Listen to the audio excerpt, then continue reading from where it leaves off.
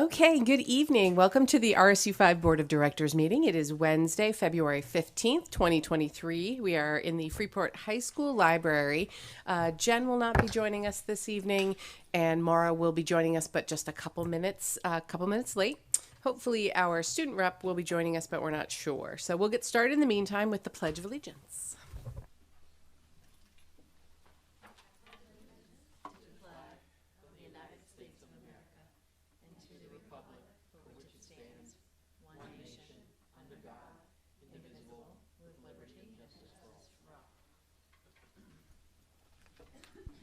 Do I have a motion for consideration and approval of the minutes from the February 1st, 2023 meeting as presented, barring any errors or omissions? Susanna? Colin, thank you. All those in favor? Great, none opposed. Adjustments to the agenda. I have a few this evening. Under number 8, Superintendents Report, we're going to add 8A2, some resignations. And we're going to add item 14, personnel, and it'll be consideration of employment of an interim principal at Mass Landing School. Okay. So we will, hopefully Tegan will be joining us and we can plug her board report in then, but we'll get started with the rest of the agenda. Public comment first. We do have a few more folks than normal in the audience, so I'll wait a moment. All right, so then we will move on to number 8, report from the superintendent. Okay, good evening, everyone. And first of all, item A, items for information. To give a small update about Pownell Elementary School. As you know, that we had on that very, very cold weekend of February 4th, we had some pipes burst on Saturday and Sunday. And I'd like to let you know that our Director of Facilities and Transportation, Mr. Kirk, continues to work with Belfour Restoration to address any damage that are caused by those pipes at PES over the weekend. And they're actually returning, the company has planned to return this weekend to continue their abatement efforts. And I will say Sean's done a nice job documenting any damage. So it's been submitted to our insurance company so that we can recoup some of those costs. And also where the company's looking very carefully to certainly to make sure that there's no mold there. So that's all part of the process. High school athletics, there are lots and lots of postseason play. They're starting this week. Our ski team's already on site competing tonight. And we'd just like to congratulate all our student athletes for a tremendous season. I have another piece from Pownell Elementary School. Back in December, Principal Johnson actually received an email from Mrs. Regina Ryan, and she is a grandmother of some children at Pownell Elementary School, and she wanted to thank the school for all they did for her grandchildren and donate a buddy bench for the school. And buddy benches, about $2,000. They're meant to last and meant to be on the playground, so there are opportunities for children, perhaps a child who doesn't have someone to play with, to sit and find a buddy. And Holly reached out to her because the name was not familiar. And she did some research, and lo and behold, it was discovered that Mrs. Ryan's grandchildren attend Pownell Elementary School in Pownell, Vermont. But in the spirit of giving, Mrs. Ryan and her husband have purchased a bench for our Pownell Elementary School. And it's on its way to Maine right now, and we thank Mr. and Mrs. Ryan of Vermont for their generosity to Pownell Elementary School in Pownell, Maine. On the weekly updates, I sent out some learning opportunities for the board that are coming out. I just want to announce some of those publicly for the board.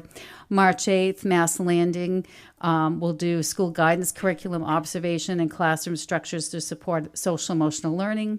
On the 15th, we'll be out at Durham, response to intervention for RTIA, which is academic and B behavior. The 23rd, Moore Street, supporting all learners, goal, work, and action. March 27th, PES, social emotional learning engagement. Into April, on the 5th, we'll be at the high school for class observation and instructional coaching, and we'll wrap it up on April 12th at Freeport Middle School. There'll be a school tour and habits of mind work that we'll be looking at. So be sure if you're interested in attending one, two, all of them, just let me know so that we can prepare appropriate for you. I appreciate all our principals who are putting these opportunities together. A quick reminder, next week is school vacation week, and the central office is closed on Monday in observance of President's Day. Number 2, resignations. I'm going to announce the resignation of Nicole Hughes, STEM teacher at Durham Community School at the end of the school year.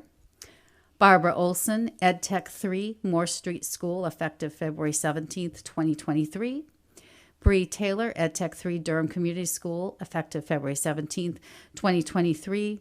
And Sarah Mason Brookings, pre-K teacher at Moore Street School. So we wish all those folks well and thank them for their service to the children of RSU5. And that is the end of my superintendent's report. Thank you. I hope the Ryans don't feel too bad. My husband tried to call my son in sick to Freeport High School and called Freeport, New York. So it happens. They couldn't figure out why they couldn't find him on the list. Then he noticed the area code he dialed. Okay, so moving on to administrative reports. Finance, Peggy. Good evening, everyone. Well, here we are with 7 months of our fiscal year behind us already, and Beth will be reporting out later, but we're in very good financial standing. We've only spent 43.9% of the budget through January 31st, and we've received 55.6% of our revenues. Just a little update to what Beth will be, or the minutes of the Finance Committee meeting mentioned that the Q1 report for the state got approved after our work on the early intervention team coding. I just wanted to provide another update that the Q2 report has been submitted and approved as well. So we're up to date on that. Also, we have obtained another audit extension through this March 31st through the state, and our auditor is coming to the office tomorrow. So we will be working with her on some things tomorrow.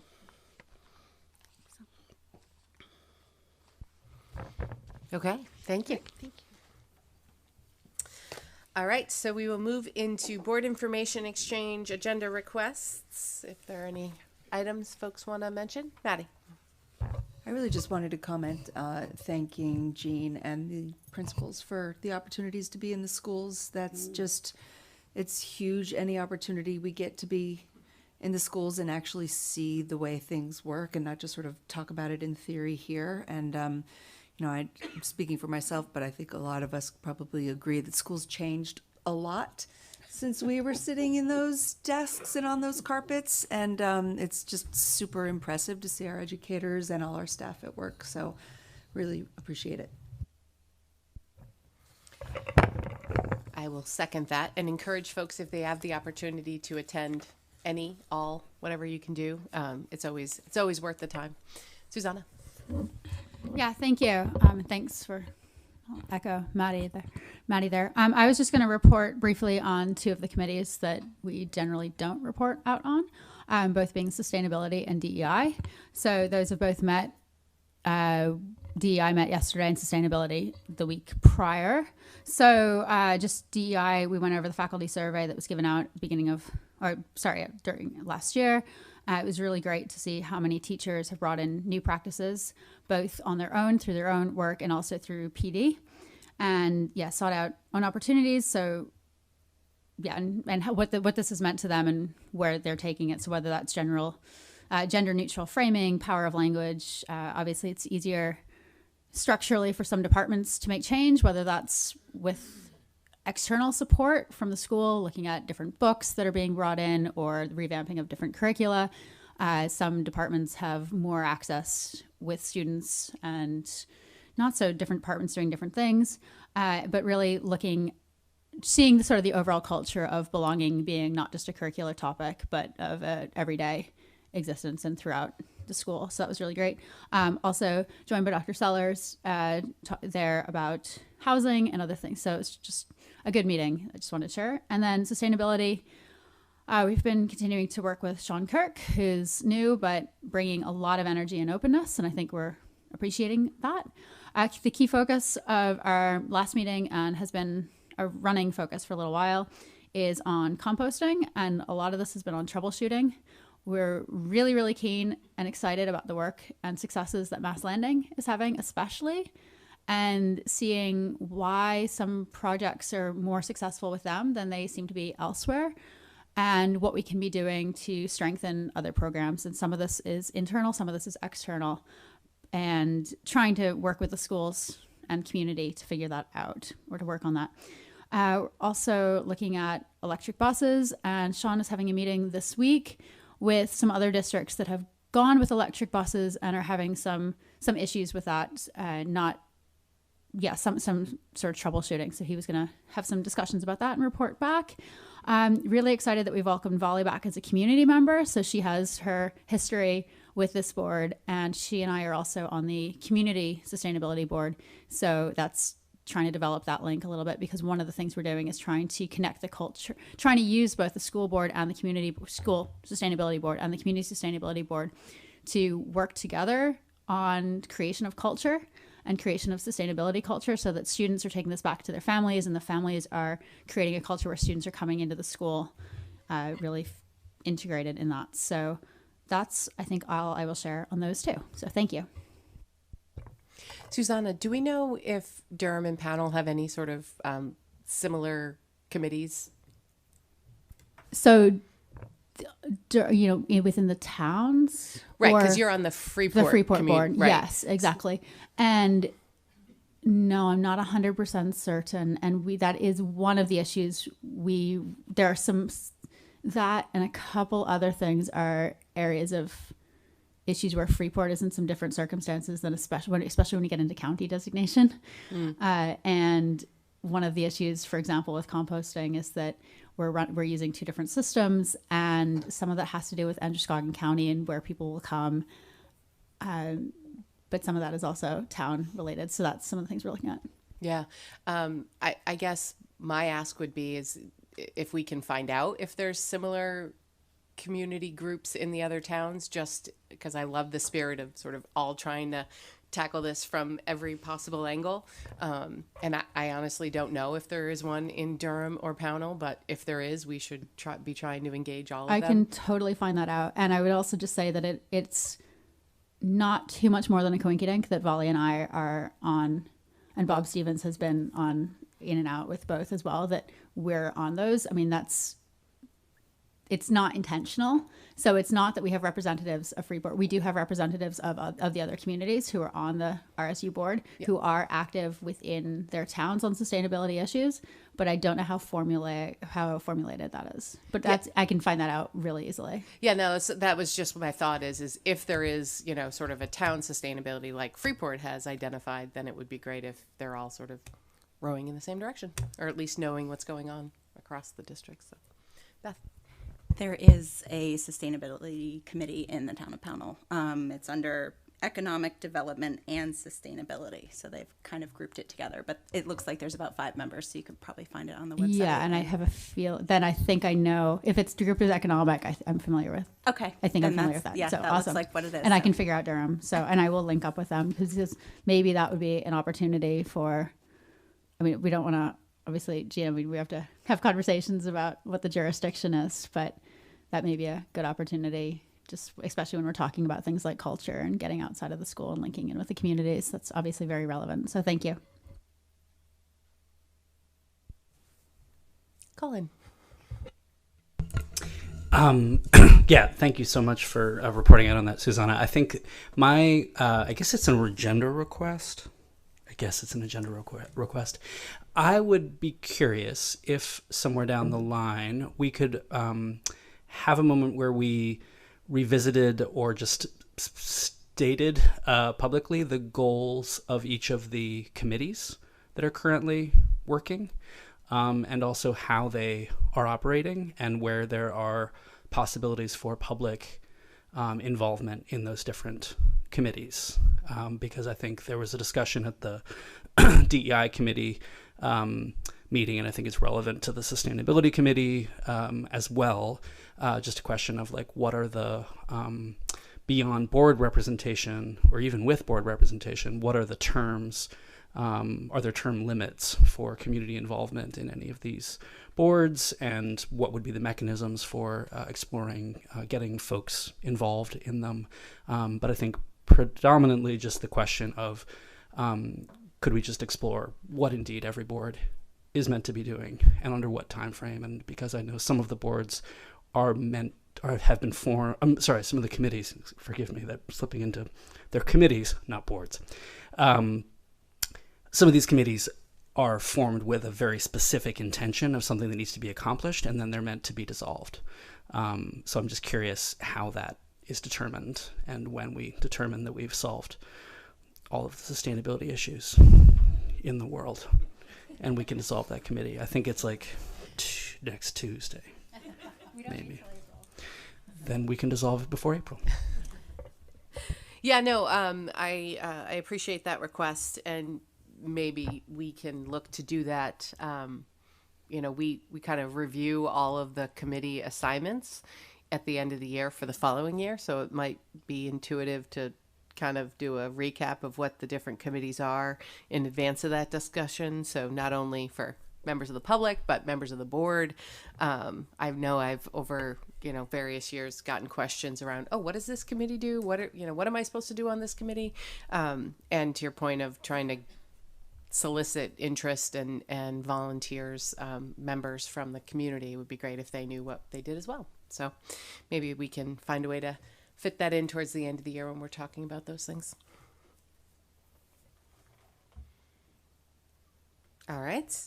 So we will move on to Beth with the Finance Committee.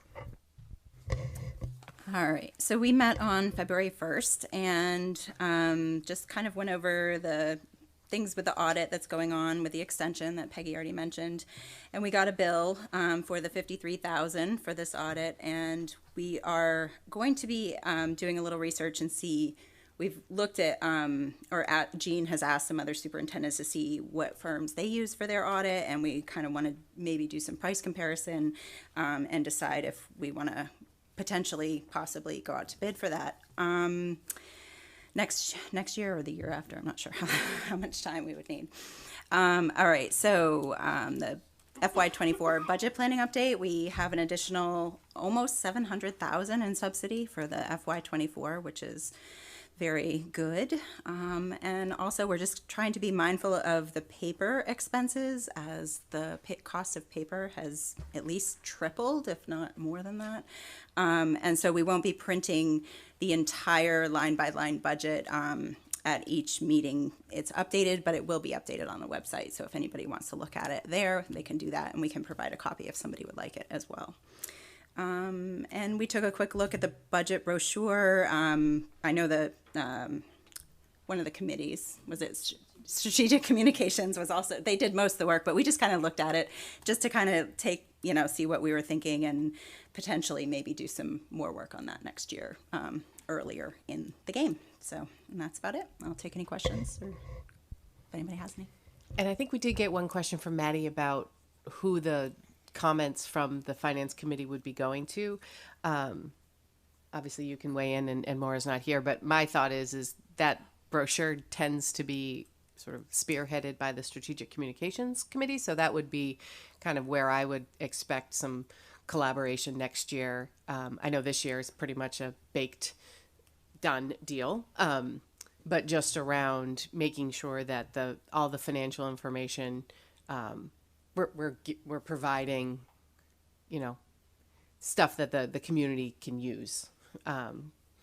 So yeah. Yeah, I just wanted to make sure we knew exactly what the chain of command was. We all know it goes to Ginny ultimately, but she's the master of all ceremonies. But when I was new on strategic communications at the end of last year, I think, we were looking at it already. So I think I just might suggest that you guys keep your comments, your feedback in mind, look at what's going to get printed very shortly, see what's new, and get it to the strategic communications team this year before the end of the year so that we can start that. I did have just going to add one thing, that Jean did bring all of the all the changes that you guys had already. So we were kind of like looking at it just with an additional different lens maybe, but nothing that was, undoing any of the wonderful work. So I have one other question. Sorry, I'm sure this has been said recently, but just since we had the cost sharing update or workshop last week, what's the agenda look like for the rest of the year for that topic? So Jean and I talked about that. We did talk about that, right? Yeah. Trying to find a slot where it fit. And there are a couple of meetings, I think it was in March, that were kind of light from other topics. So it would provide, a good chunk of time for us to have a conversation around, sort of processing what we heard, any other, information requests, and then, coming up with what are our next steps. So our plan is within the next month, we'll be talking about that. It'll be back on an agenda. Yeah. Hi, Maura. Hi, are we on information exchange? We missed it. Sorry. We actually are on the finance committee report, but if you have an information do it. I actually forgot my notes from the most recent MSBA meeting, but it was a good one. We met with the chairs of the education committee, and they outlined their priorities for this session.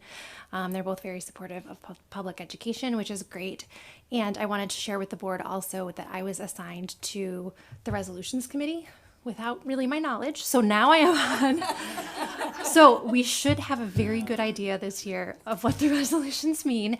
And I also learned that typically the resolution choices are driven out of issues that come up during the legislature when the organization feels like they don't know how the membership feels, if that makes sense. So they want to get an idea how we feel so then they can go and advocate accordingly. So if you have thoughts or ideas for resolutions, you can share them with me.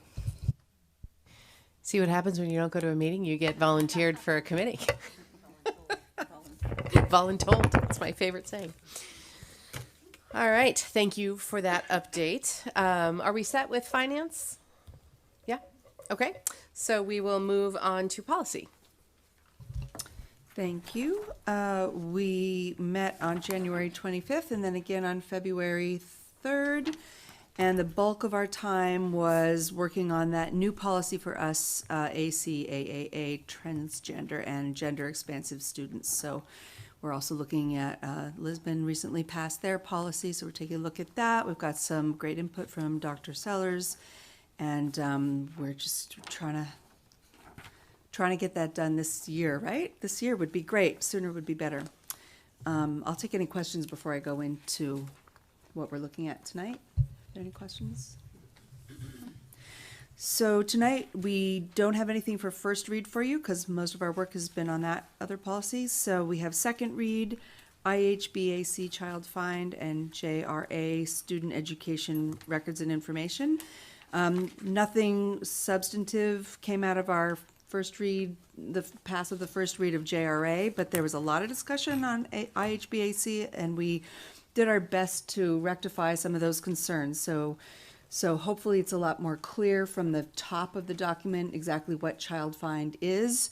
We reordered it, we reworded it, so now it should be a little more clear a lot more clear hopefully what the purpose of the policy is, and that it is a federal requirement.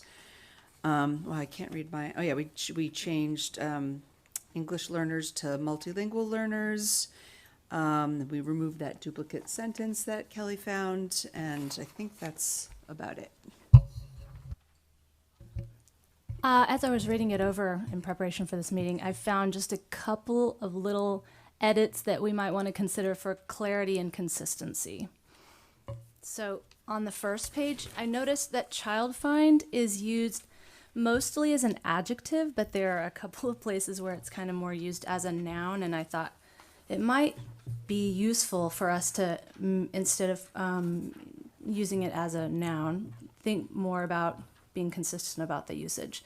So for example, in the third paragraph, where it says RSU5 shall also provide child find for children, blah, blah, blah. think about using something more like shall also implement child find procedures for children who are experiencing, etc. Down 4 lines down where it says it also includes children, instead of saying it, maybe actually say child find requirements or child find procedures, something like that. And then on the next page, the second paragraph, RSU5 shall provide child find. Instead, say something more like RSU5 shall implement the child find process, something like that. And that's all I have. Kara. Thanks, Kelly, for saying a lot of what I was going to say. Which, first of all, thank you so much for taking the suggestions that were made last time and making it a lot more sense, a lot easier to understand what child find is for those of us who weren't familiar with that. And I did think that explaining what child find, that I agree with Kelly's suggestions. And I do think it does look a lot better than you guys have made a great job of implementing all the suggestions we made last time. So thank you for that. I think the only thing you didn't implement is get them to change the name of the program, which, you know, had you done that, I would have been super duper impressed, but this is great. So I guess I'll, sort of grammatical things like that. Yeah. I'm just going to look to Dr. Sellers and Cynthia and make sure that the suggested changes seem appropriate. Okay. Okay. All right. So I don't think we need to sort of specify as long as you have what you're good. We can continue to discuss it, but I want to get the motion on the table first. So do I have a motion for consideration and approval of second read for the following policies? IHBAC Child Find and JRA Student Education Records and Information. Kara and Beth, thank you. Any other questions, comments, concerns? Great. All those in favor? What? You had a comment? No, just thought another policy to look at. So. Well, she said that there were no changes from our first read to that one, so she started with that one. Sorry. Are you good? I'm good. Okay. All right. All those in favor? Great. None opposed. Okay, so we will move on to unfinished business, budget review, home stretch, right? These are our last department presentations before we consider the budget as a whole. And we will start with nutrition. Erin Dow.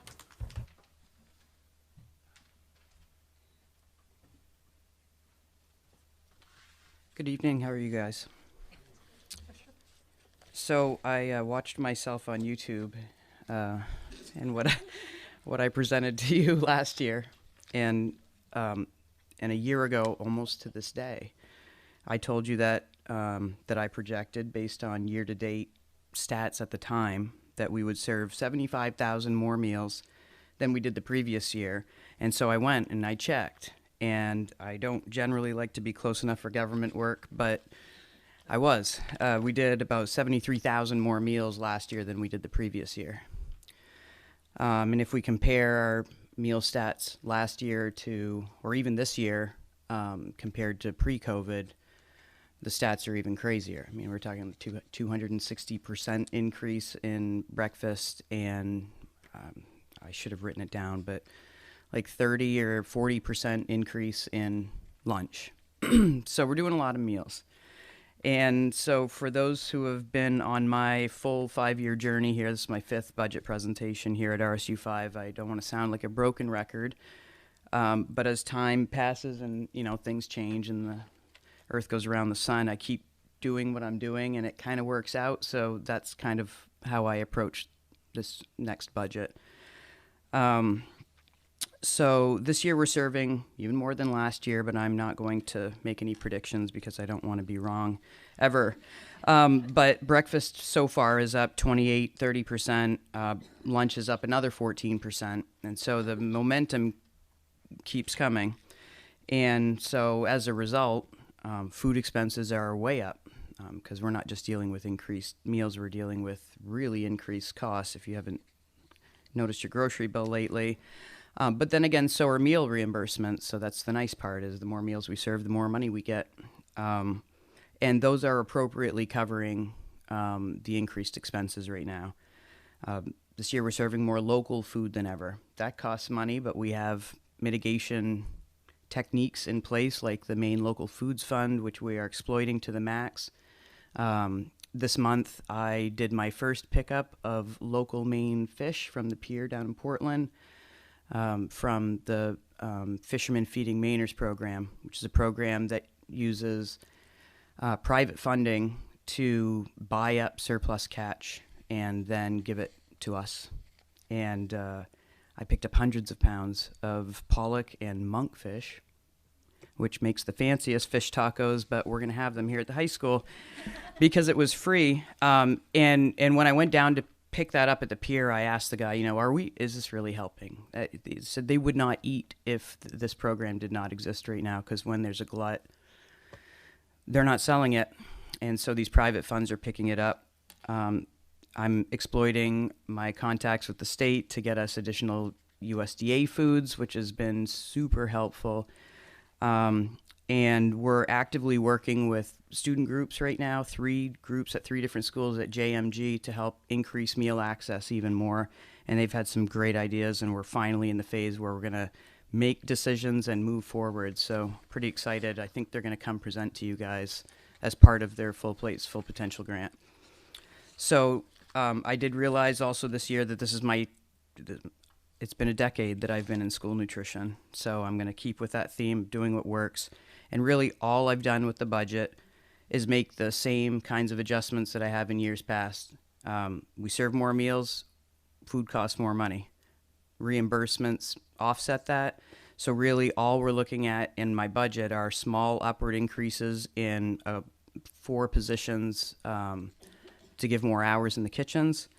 And that increase that I mentioned in the food budget is actually offset by a reduction in our supply line, which has been underspent for a couple of years. So we took money out of it.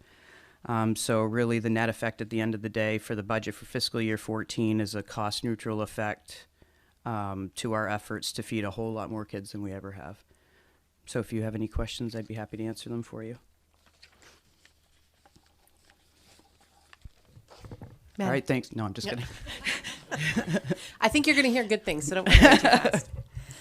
I'm sorry that I don't remember exactly when this came or what it was called, but didn't we enter into a collaborative purchasing agreement within the last couple of years? And is that still happening, and Yep. how's it going? Yeah, we still are in the Merry Meeting buying group, which is us, Lisbon, Brunswick, Topsom, Cumberland, North Yarmouth, and Bath. So we've been in that one for years. And then when the district joined the Southern Maine Education, I was voluntold that we were going to be part of that bid, but I was able to manage that it was just for the dairy and the paper purchasing. Since then, we've kind of moved just down to the dairy portion of it, because their pricing still can't come anywhere close to what we get as a deal with our Merry Meeting group, which is interesting because that's 30-something Cumberland and York County school districts. So yes, we're still in it. We're rolling over our bid for our grocery purchasing agreement, so there's not going to be any changes there. And the York Cumberland County group rolled their milk bid over, so there's no changes. Yes, we're still involved, and I am 100% confident that we're getting the best deals that out of basically here south. Thank you very much, Aaron. Yeah. I'm just really excited to hear how much the program is growing and that feeding so many more of the students. I think that's really encouraging, and congratulations on your guest from last year. Thanks. I do remember you standing there and saying that. And I also just really encouraged, I know this has been not new, but just the increase of local food. Yep. And I think I'm just really excited that that's developing and continuing to grow. So thank you so much for Yeah, all you're of welcome. This is one of those cases where the state really put their money where their mouth is with that local foods fund, and I did provide some feedback or consulting as that was being expanded, because it really does overcome the barriers. Unfortunately, USDA rules prevent us from spending extra money on things because they're cool or better for the environment, or so that puts nutrition programs in a precarious position in terms of local purchasing. But I share the same feelings with you. I'm glad that we're kind of getting over that hump.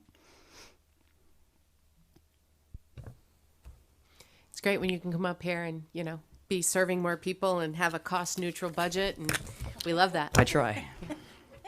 And if I could just jump in I shared this with the board earlier, but Erin has been selected from the state of Maine to go to Washington, D.C. as part of her efforts as an exceptional food service director to really meet with legislators to talk about the needs of school nutrition in Maine. So, I congratulate Erin and I thank her for her efforts, and it certainly, it is a phenomenal achievement for Erin and for RSU5. Thank you.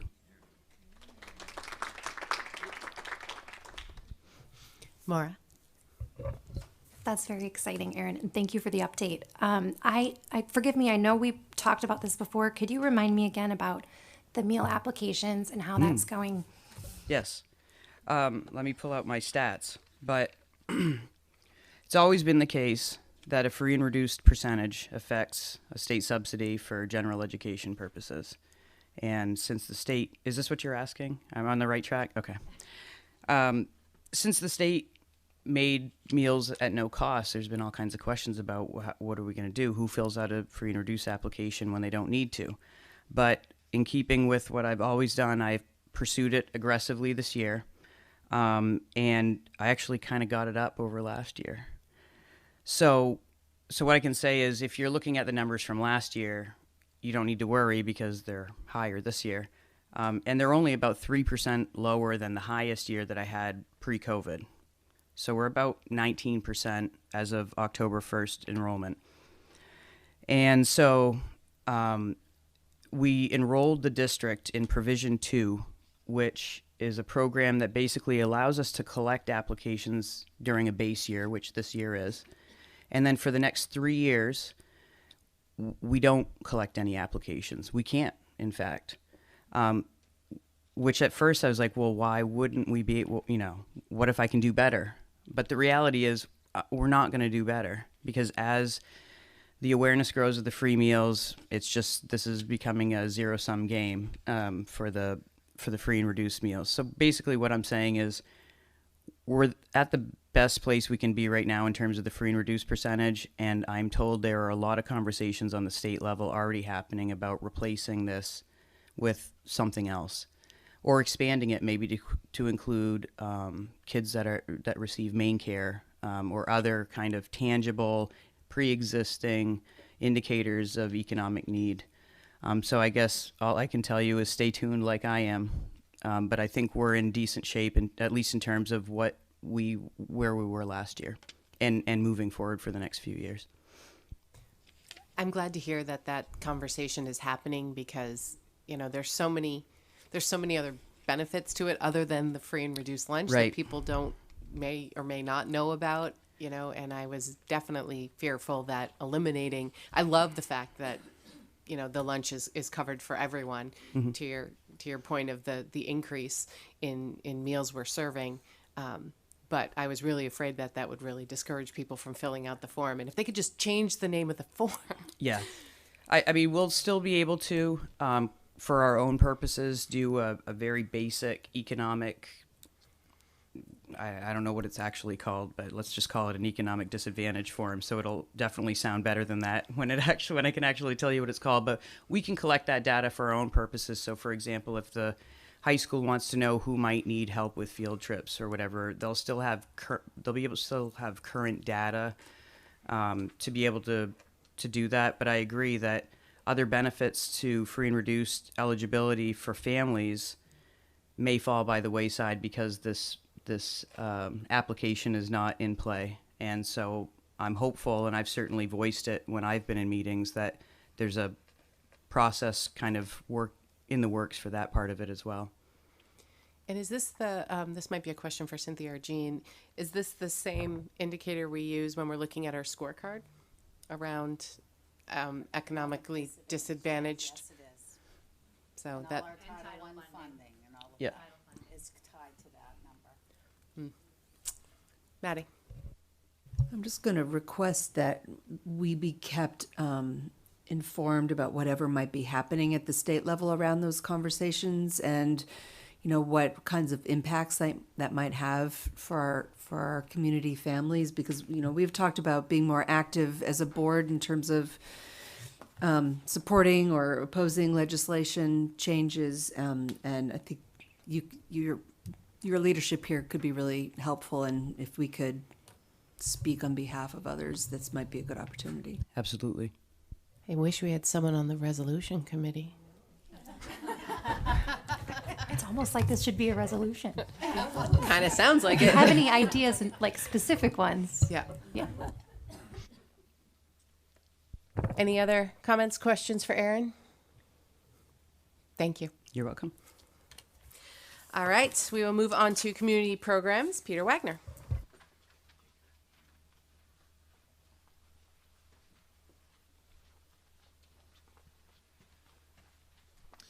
Good evening. So the things that I'd like to share with you all tonight in regard to staffing and just where community programs has been over the past year and where we're hoping to go this year. I stood in front of this group last year at this time and talked about the great optimism that I had and excitedness that we all had about growing our Laugh and Learn program and growing our adult ed program. And as is the case with not just community programs, but I guess all sorts of departments in any school district or any business, sometimes you just have to roll with it and things don't go quite as you expect, and course corrections are necessary, and that's sort of where we've been over the last year.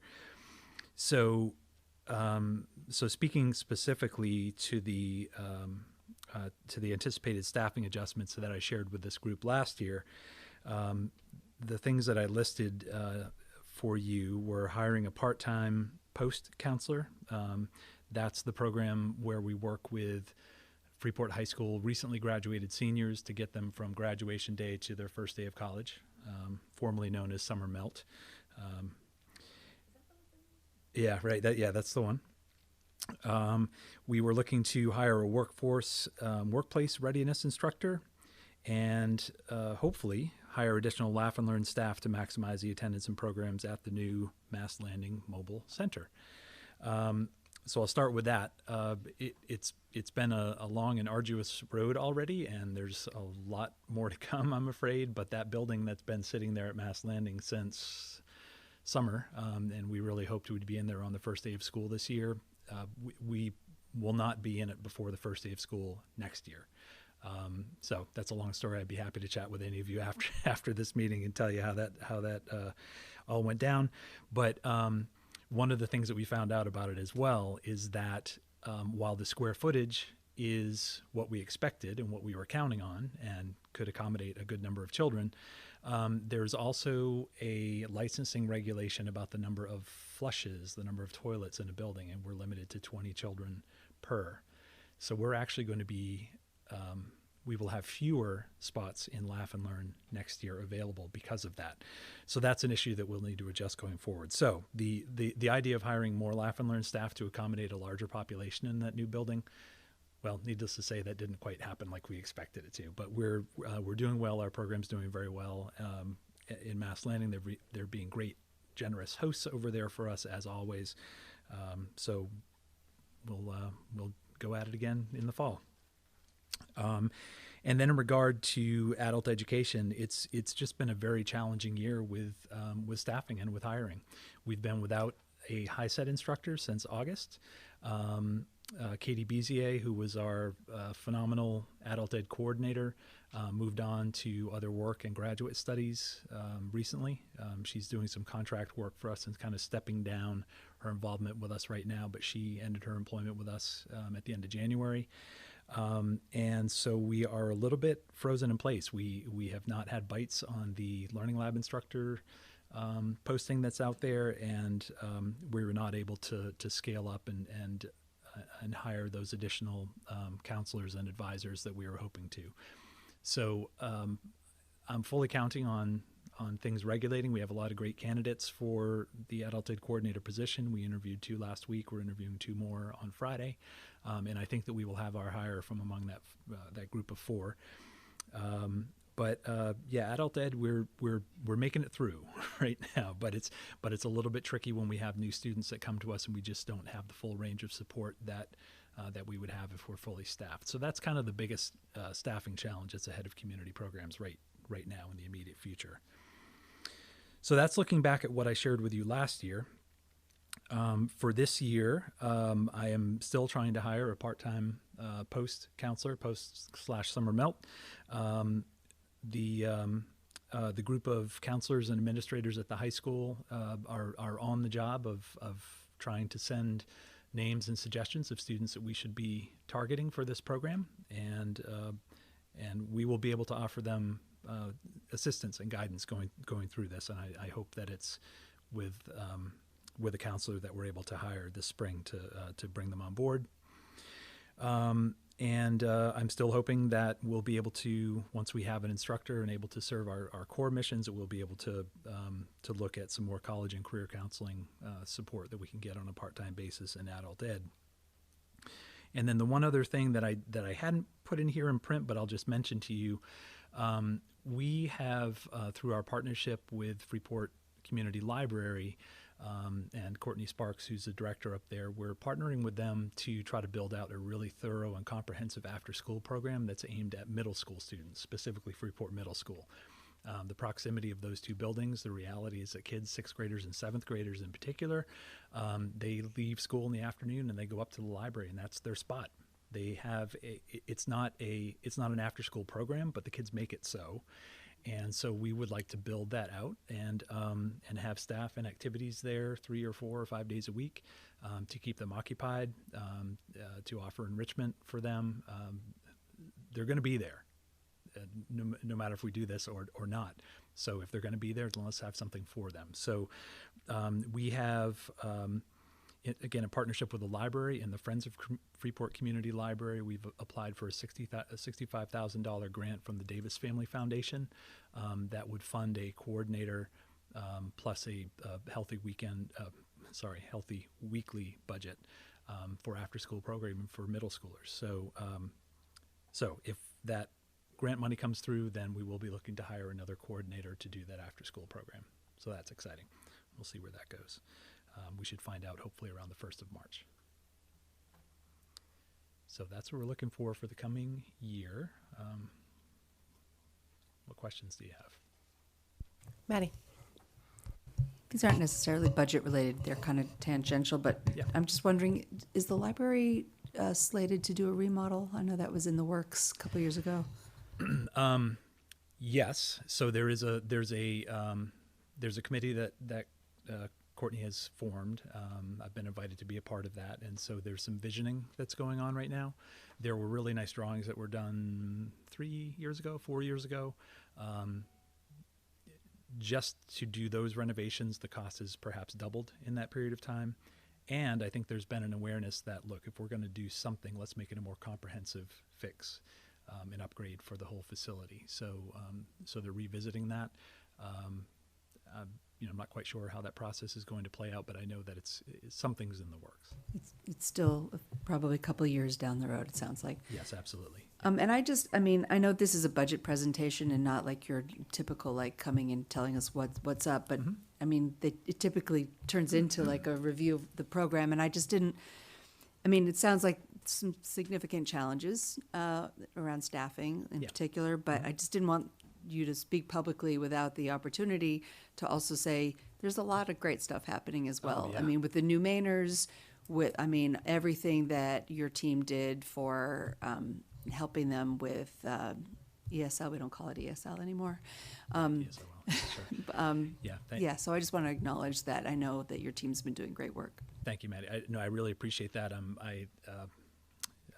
I say it each time that I'm here. I'm just really proud of the way we've risen to that challenge, and we've been able to, especially in regard to the new Mainers, we've been able to scale up and be there in the ways that they need us, in the places that we need them, doing classes in the hotels, working out a deal with the Muddy Rudder restaurant for a while to use that on the days that they were closed to take care of the people at the Best Western.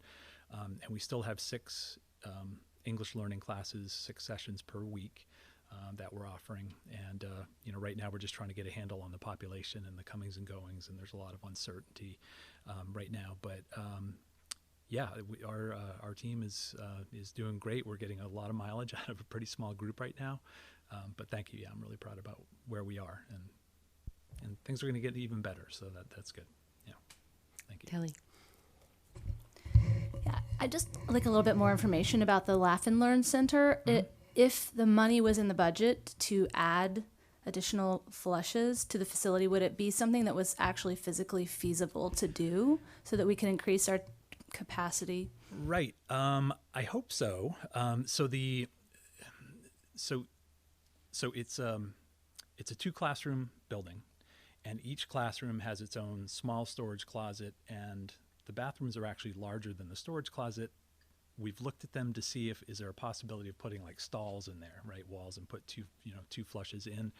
I think that there probably is room in one of them, and if one of the bathrooms remained 1 flush and could be the ADA accessible one, and the other one maybe was a little more cramped but had a second stall in it, so we had 3 flushes, yes, that may be a solution. I think once you get into plumbing, then the expense starts to become an issue. And again, I'd be happy to share with you some details, or I think Jean probably knows the figures better than I do right now, but infrastructure things, water, plumbing, and such, we've got some other expensive bills just so we can get the place open to start with.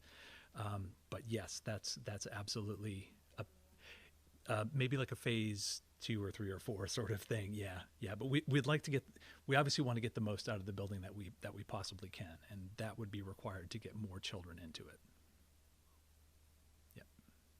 Beth. So we currently do not have a HiSET instructor. Is that what I heard you say? Correct. So yes. what happens when people come and want to take that from you? Do you have some place you can refer them, or what? So what we've done so far. So when we lost our instructor in August, Katie, who was our coordinator, it's not in the coordinator's job description to teach HiSET students, but Katie has a teaching background. She's really committed to the mission and to the students, and so she was doing her job plus advising plus teaching. I mean, she was doing it all. She did a fantastic job and saw a lot of students through the testing process, and we've graduated a number of those learners. We also have been able to tap into another individual, Rodney Richard, who right now I think he's an ed tech over at the middle school. He 2 or 3 instructors ago was our learning lab instructor, and when summer turned into fall this year, I Rodney, could you help us out, help get us through and keep the ship afloat? So he's doing a single 2-hour class each week. So again, just helping those students maintain their forward progress. And yeah, that's great. I was just worried that it would be really hard to get to another place, like, even another district that offered that sort of thing. So sometimes transportation can be an issue. I'm really thankful that you were, have good relationships that you can reach out and tap people for. And they're willing to help. Sure. No, we're very lucky on that. And Rodney's being really good to us with the understanding that we're still looking for an instructor. He doesn't want this to be an indefinite period of time, but Maura. Thank you so much, Peter. Could you remind me what the current Laugh and Learn capacity is and what ages it serves? Right. So, one of the reasons we were caught a little flat-footed on this flush code or regulation in our licensing is because we've operated in school buildings, and school buildings have unlimited square footage, unlimited flushes. So it's just never something that's really been on our radar. So we are licensed for upwards, I think, of 40 children at Mass Landing School for our before and after care and preschool operation. And we've been able to eliminate the waiting list right now. So I think on our biggest day, yeah, we probably have 40 children on our largest like aftercare day. So we have aftercare for 3 and 4 year old preschoolers, and then pre-K through 5th grade. At Mass Landing School right now, we have children who are coming from Moore Street, so they're being bused over after school. We have the Mass Landing students, and then we also have Pownell kiddos who are being bused over or brought over on a van. Mm-hmm. And I know we talked last year about when the capacity is reduced. It sounds like that, folks being aware of that and the need in the community, but it sounds like that's not going to happen in this budget. Like next year, you said it won't be open. The new portable. Right. So, we won't get in there until the beginning of the next school year. So what? Yeah. So okay. what? Right. I think I have mentioned to this group, we informed some families that they might be losing care this year if we did go into the new building. We were able to get back to them and say, okay, just kidding. That won't be happening this year. And so as we admit new students for the coming school year, we know exactly what our figure is. It's 40, period. There's no getting around that. So we won't, there won't even be a chance that we could over admit based on those regulations. Okay, I think I misunderstood. I thought I heard 20, but it's at 20 in each classroom, and there's 2 classrooms. So there are 2 classrooms, and the flushes. So square footage is measured by classroom. The flushes are measured per building. So the flushes allow us to have 40 children in the building, but each classroom has its own square footage maximum. Okay, great, because 20 just sounded really low. Right. Yeah. Yeah, that's good to hear though, because I was worried about a lot of families losing that care. Yeah, we'll be very close to what we have right now. Okay. Slightly less, but close. Okay, that's good to hear. And I had one more question. With the grant for the middle school student after school activities, that's so great. I'm really glad to hear that because I feel like a lot of the things we talk about start with supporting kids outside of school too, and like their mental health and all these challenges we've been facing. So I was just wondering if we don't get that grant, I'm assuming like there's no ask in here for that. No.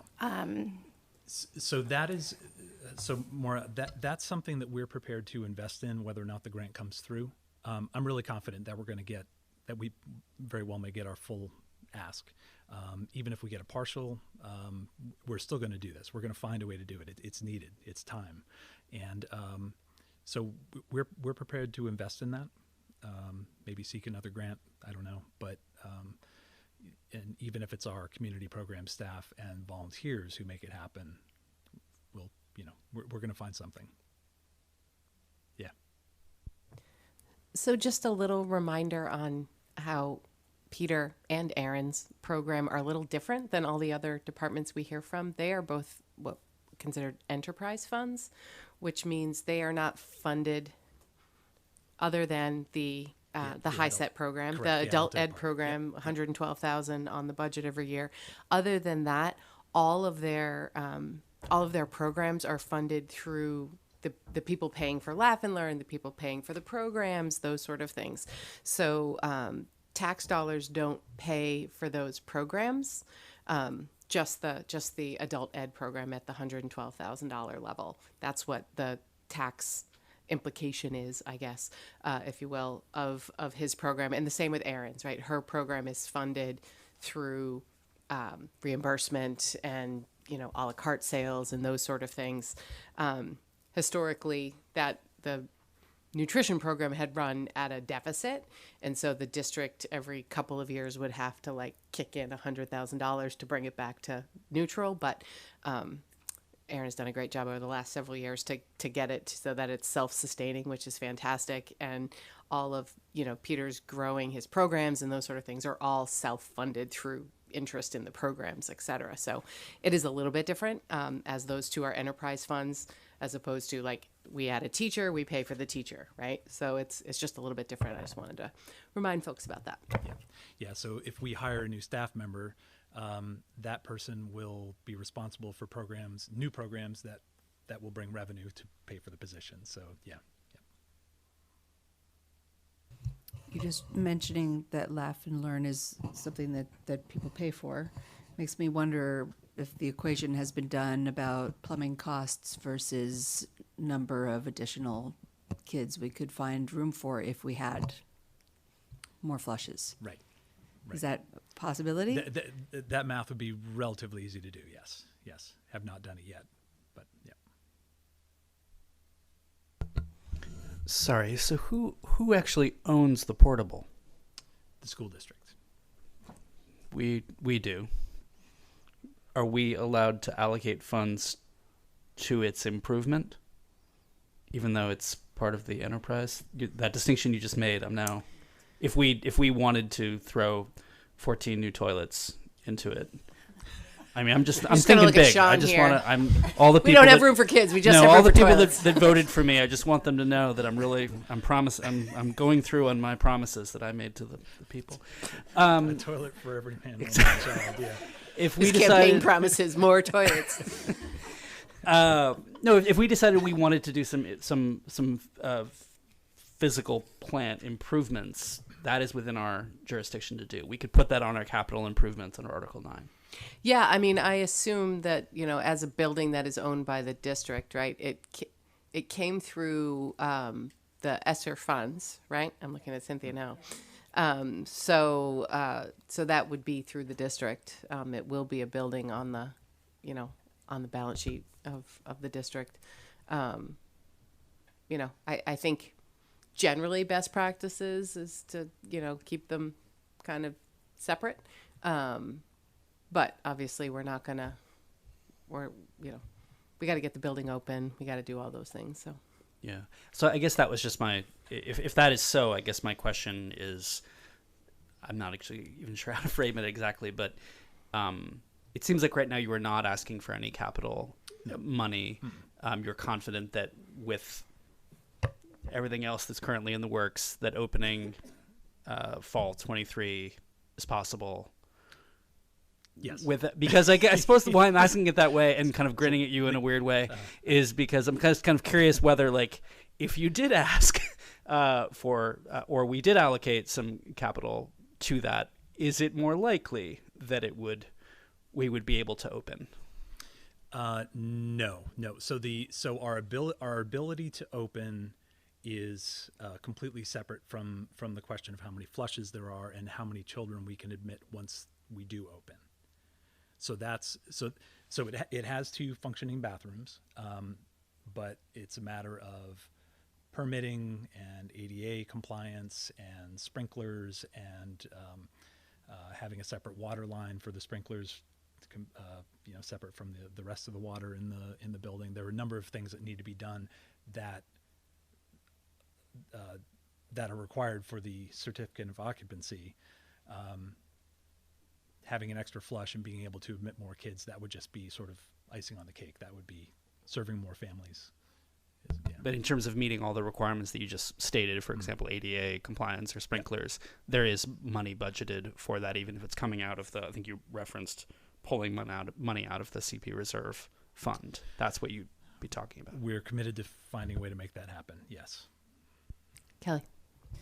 So just so I make sure I understand, you're projecting that next year with the capacity of the portal plus capacity in Mass Landing School, you will be able to meet the needs of your expected Laugh and Learn population? So as it stands right now, we will be able to accommodate 40 children at a time in the building.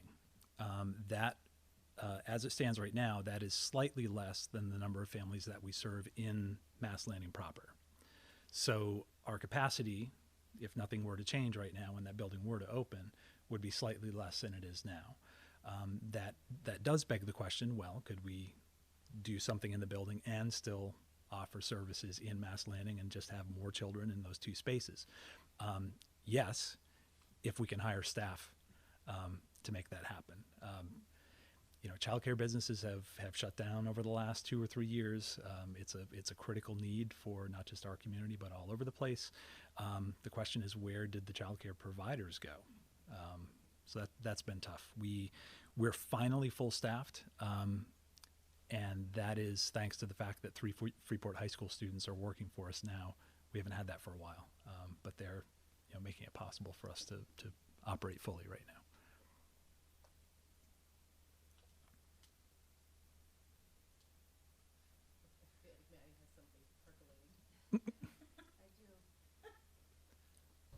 I'm struggling for words. I mean, it's a complicated problem, but I mean, there's a need for childcare. And so I would love to see some numbers around this idea that Colin proposes. Like, if we could fund, whether it's the the infrastructure needs or additional staffing, if there was, what would it look like? What kind of money would you need? Because it sounds like there's this situation where it's like, well, there's a need and we can't open, but if we could open, it's like a chicken or egg situation. So could the RSU potentially help with that? And I'd like the opportunity to see what that dollar number might look like so we could debate it as we consider the whole budget. And I know Sean's going to present the facilities budget in a little bit, and at that time, it might be some of those questions he might be able to answer at that, if that makes sense for folks. Peter's the programming guy, so we'll let Sean talk about the space. Sure. I'd just glance over at Sean to see if he's vigorously shaking his head one way or the other. When he starts talking about the size of the bathrooms, I'm looking at Sean. All right. Any other programming questions, Peter? Thank you. But yeah, sure. I really appreciate your interest and support for our programs. I always have, and it's very generous for you to even be talking about financial support. I see it very much as community programs' responsibility, to find a way to make these things happen. The school district has its own priorities and financial commitments. But Maddie, I'd be happy to put some numbers together. Maybe we can talk about that sometime soon. Awesome. Thanks, everybody. All right. We shall move on to technology. Gail.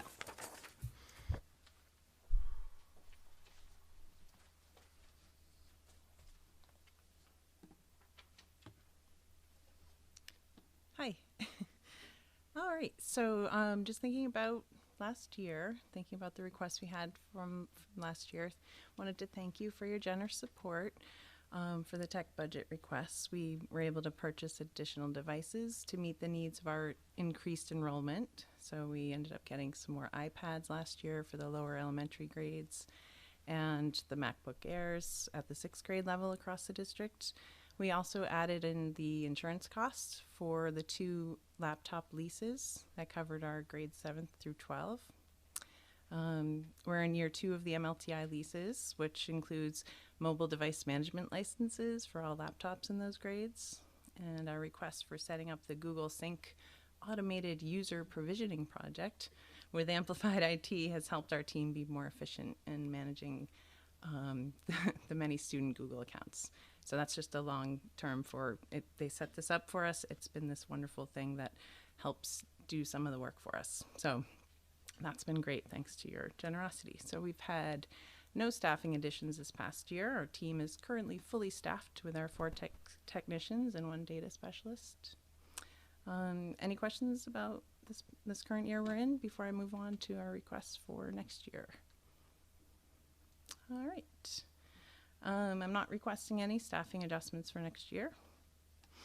And as you're probably aware, our property and casualty insurance, that went up quite a bit. That included an unexpected cybersecurity cost this year that ultimately came out of the technology budget that I was not aware of. So I've added that in. You'll see that as the first request in there for $16,500. That was a fun surprise. And so we're just putting in there so that will be a known part of our tech department's accounts. Let's see, the next one, we're hoping to be proactive about refreshing projectors in the district and their accessories over the next 4 years. So we're looking long term over 4 years. Each classroom in the district has a mounted projector, and some are older than others. We're currently updating our inventory to see which projectors will likely need to be replaced first in which schools. So this request for $10,400 would help us be ready to update those instructional tools that are used daily in the classroom. Along the same lines of the multi-year planning, thanks to some coaching from Jean, we're proposing a 3-year phased replacement of the Durham Community Schools audio systems, you know, with the flex mics, and which are really fabulous. DCS was the first school in the district to install these systems in their classrooms. And since they were the first ones, they're also the oldest. And now all the classrooms in each school in the district have these flex mics installed, and it's been a really powerful tool, I think. Speaking from a teacher perspective, it was great. So the older audio model used by the DCS schools, those audio systems, they have some parts that are discontinued now. So it's really necessary that we update those systems. So that request is for $10,880, and that would get us 10 new systems this year. And so my proposal would be for the following 2 years to do that again until we get all 30 classrooms set up with the updated model. And then the last request noted on the sheet is for the repairs and maintenance line. This would be dedicated to non-laptop repairs and maintenance services. So this is in addition to regular laptop repairs. There hasn't been money in this account for many years, since these types of repairs have been at the school level. So they, after talking about this with Peggy Brown and Jean, we've decided it would be best to have those non-laptop repairs come from the district tech repair line, and instead of funded at each school. So the types of repairs and maintenance we've been seeing have been related to, you know, like network equipment service, phone maintenance and troubleshooting, AV repairs, replacement of parts. I mean, you know, you name it, anything that's not a laptop, those type of tech repairs. So I'm proposing that we have a line with 5,500 that would cover, you know, for each of the schools. And then by having those repairs kind of funneled through the district tech line, then we'll be able to have more of a global picture of what types of things are being updated and repaired and fixed and serviced beyond the laptops. So those are my big requests. One thing you won't see in the budget, what I'm asking for, are devices. So since we're still participating in the MLTI program, MLTI 2.0 program, we gotta make sure to make that distinction. So now that our 6th graders, they're all set up. They're in grade 6 through 12. We've been fortunate enough to get updated MacBook Airs over the past 2 years. So the MLTI program will now focus on our students who will be in 5th grade next year. So our current 4th graders, when they hit 5th grade next year. So 5th graders at Mass Landing, at Pownell, at Durham, they all use Chromebooks. So the Chromebook solution that's being offered through the state MLTI 2.0 costs $457 per device, and the state allocation is $459. So it's awesome because that means we can provide new Chromebooks to all the 5th graders in the district and their teachers too, which is pretty cool, at no cost to the district.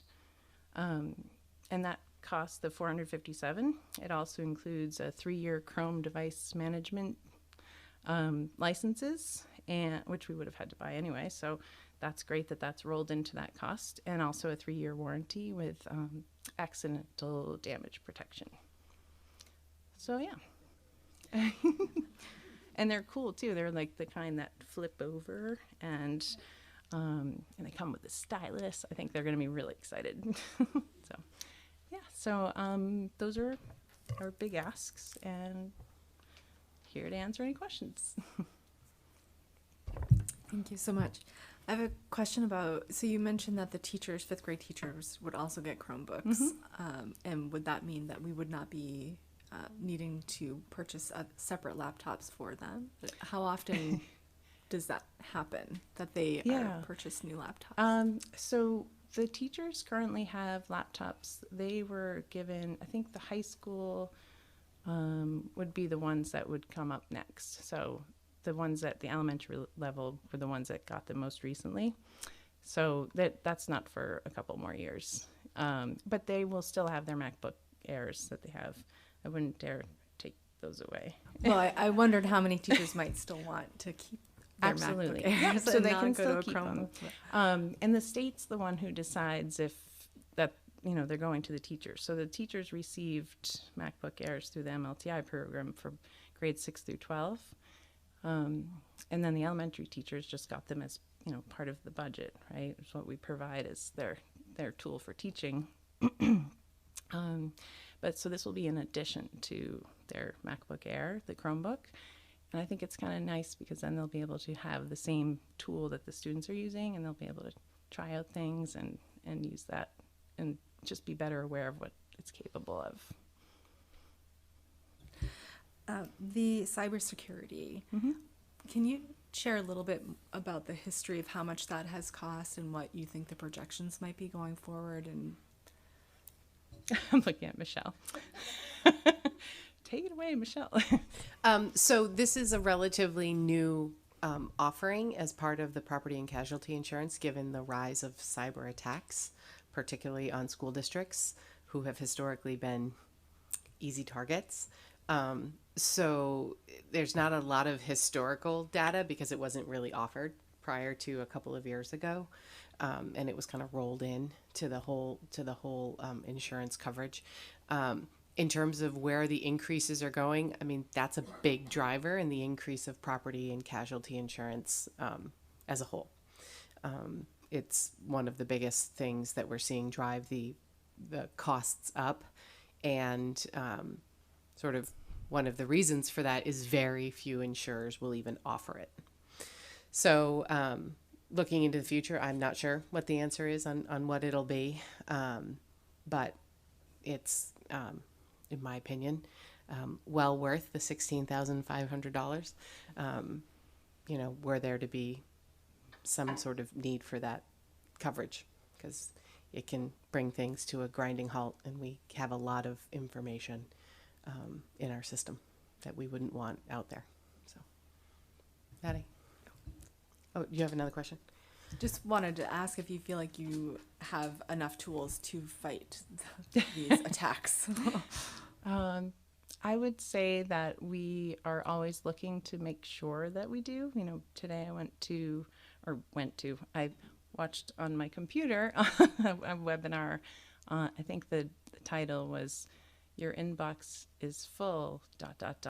of cyber attacks," and I was like, So yes, and so these are the kinds of things that we're doing as a team, is continuing to reach out and try and educate ourselves on what we can do to make sure we can prevent these things, and also in training our staff too, and in terms of looking out for things like phishing emails, and don't click on the link if you get a funny feeling about the email, you know. So I feel like there's all sorts of vendors out there that are offering services, and so as a part of our tech director group, it's called META, Maine Tech Directors Association. And that's been a great resource because everybody shares, like, hey, we're doing this, and we're going to try out this program. And so I'm definitely going to all those meetings and making sure that we're in line with what everybody else is doing. But I will say that everybody's worried. You know, it's something, I don't know if, you don't know until it happens. And then we just put together a cybersecurity incident response plan, and I ran that by Jean. And be happy to share that with you all too. So we kind of have a plan of, like, if there is a breach of some sort, then what's the plan, who's doing what, and how do we respond. And I also attended a Drummond Woodsum conference on the computer, and that was all about that too, and making sure that schools are protected if something happens. So hopefully nothing happens, but we're definitely doing our best to make sure that we're prepared.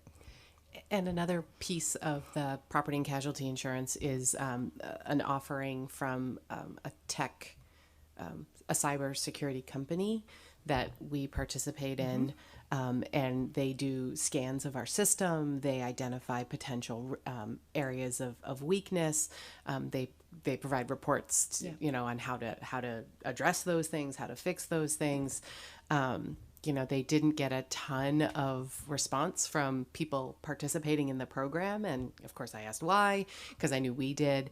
And I said, does it help the folks that do it? And they said, it's unfortunate because the people who participate tend to be the better equipped, and the people like Gail who are already thinking about these things and trying to, head them off at the pass. So the folks that probably really need it don't invest in it, which is unfortunate for them, but that makes me feel better that we are a little better prepared than some. So, so I hope the nefarious people will go elsewhere, because we don't want them here. Yeah. So, Maddie. I'm just curious if TikTok is disabled on all of our devices. It is, but as you know, kids are savvy. They know how to get on there. So not on the devices, but they all have a phone in their pocket. So turn off the Wi-Fi. Yeah. So, but it is disabled. It is blocked in our network.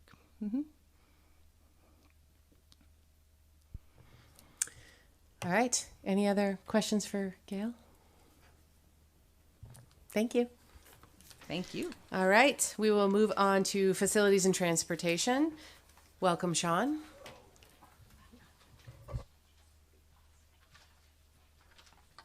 Well, hello, everybody. So, it's what, 2.5 months now that I've been here?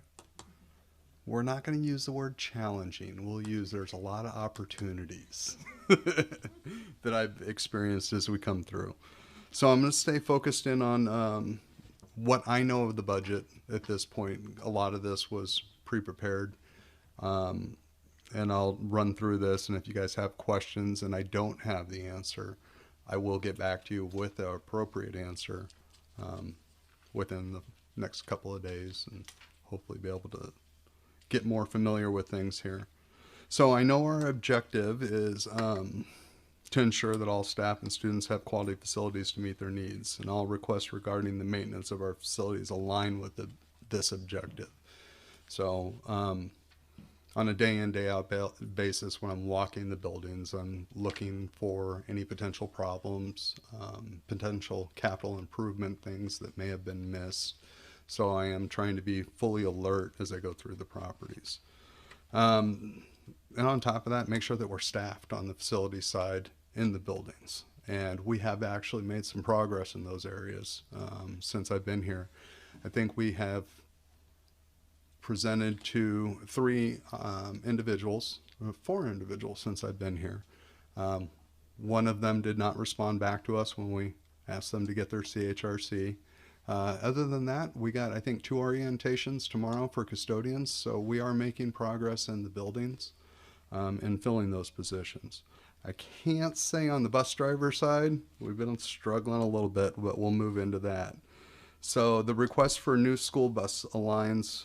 We're requesting for this year, we requested for a new school bus, and we have, I think we're receiving that new school bus next week.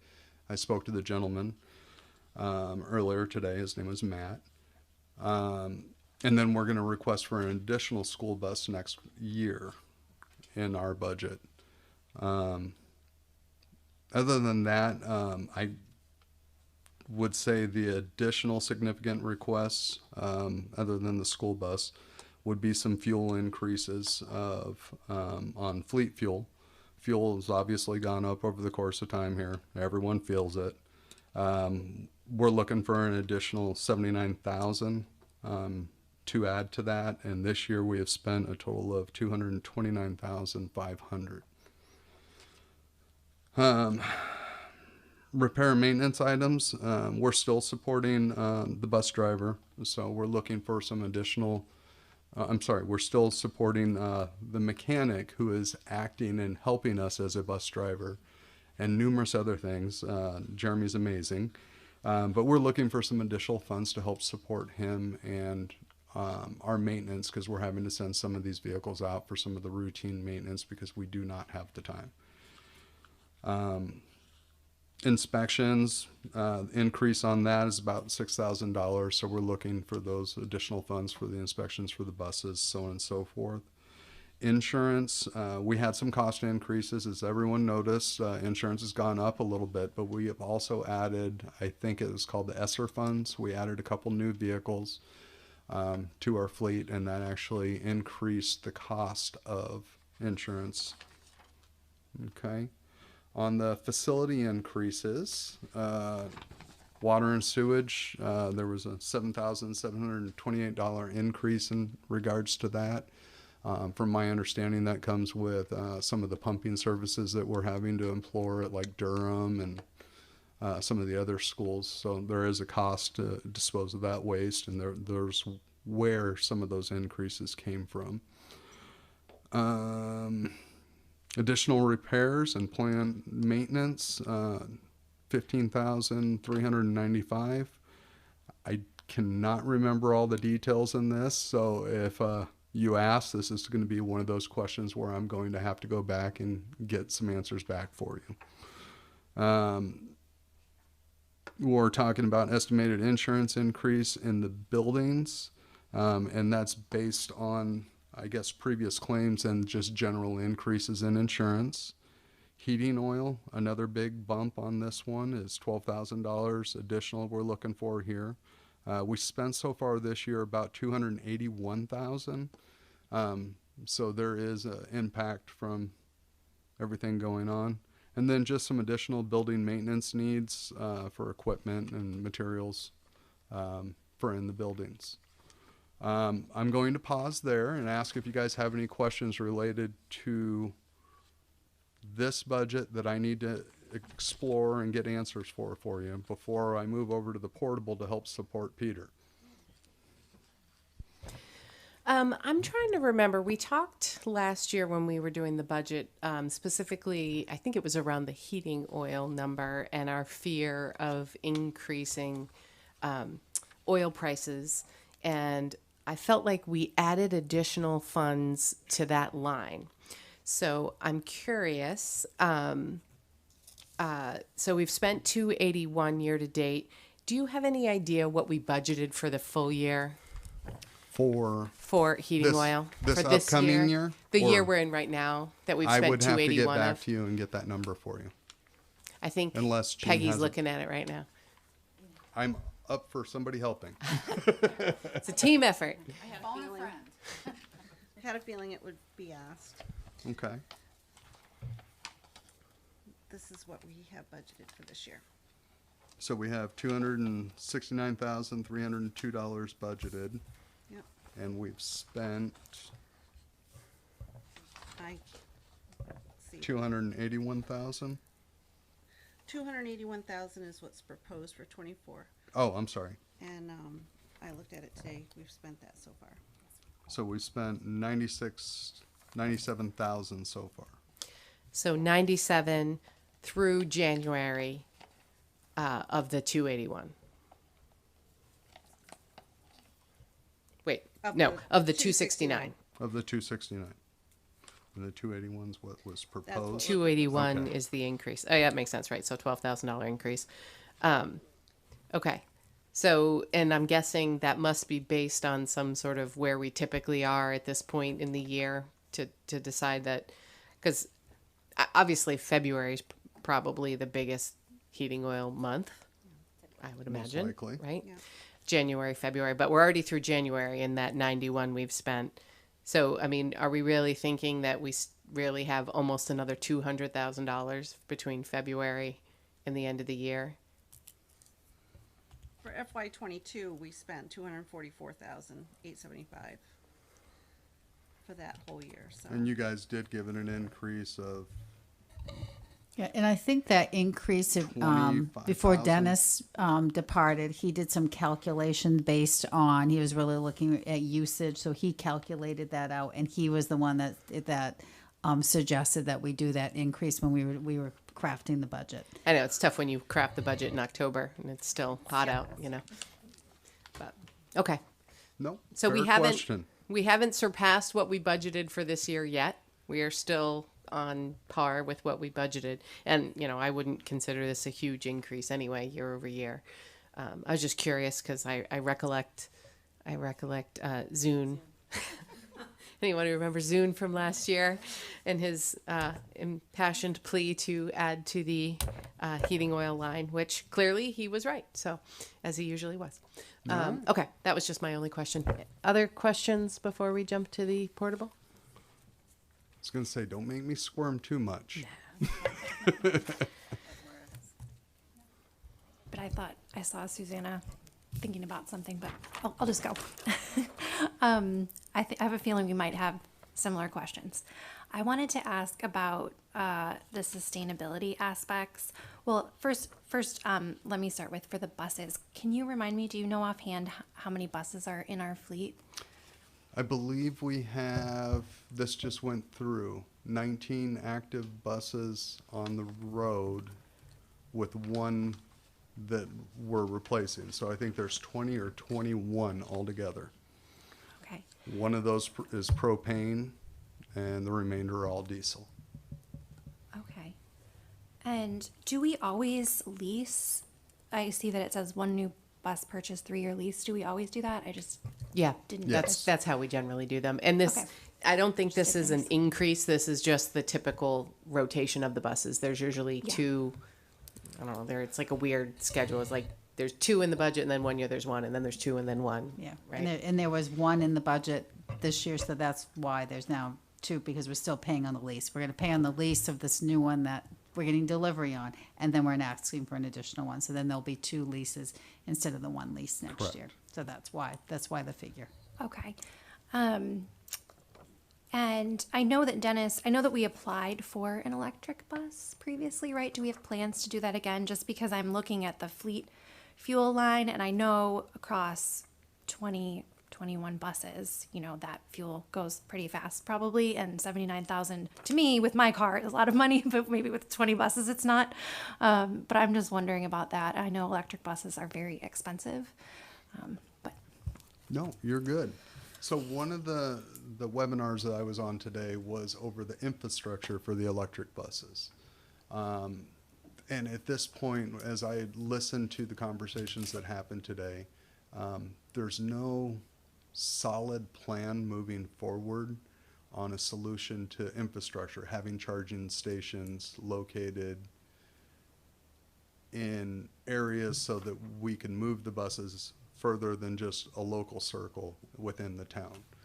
The other part of that is they haven't really pushed on, there's 2 different types of charging stations, a stage 2 and a stage 3 charging station, but there's no consistency on what style as of yet. And the reliability of it and who's providing those. There's money set aside in a grant for those, and we didn't get that from my understanding. But again, it comes down to consistency. Is it all going to be compatible? Is it going to be when somebody comes to your school and they bring their electric bus, and I may be talking out of context here a little bit, is it going to be a stage 2 charger? How long do they have to stay there to get a charge to be able to head back home? There were a lot of deficiencies that were being discussed that they're still looking for answers on. Along with the cost of those buses, I almost think it would be wise, in my opinion, for us to wait a little bit, observe, and then reapproach it. I'm excited to get into an electric bus, but that's my opinion. yeah, I had a chance to take a ride in one at the They're MSBA neat. conference, and it was really great.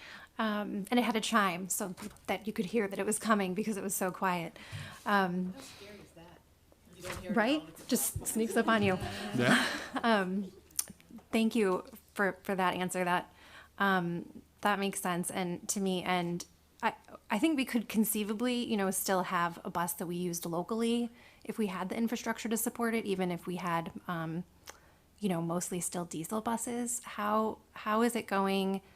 So I guess I'm expressing, I think it's something we could still consider pursuing, even if it's not like we're moving to our whole fleet, if we just had one where the Okay. infrastructure wouldn't be an issue.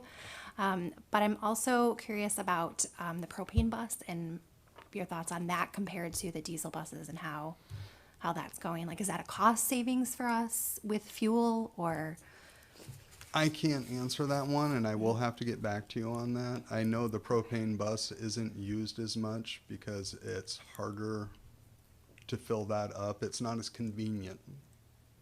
So they tend to lean more towards the diesels. The other portion of that is our fleet's mostly diesel as well. And parts for propane are a little bit different than parts for the diesel engines. So convenience-wise, our fleet's all similar. All of our buses are similar to where they use the same parts.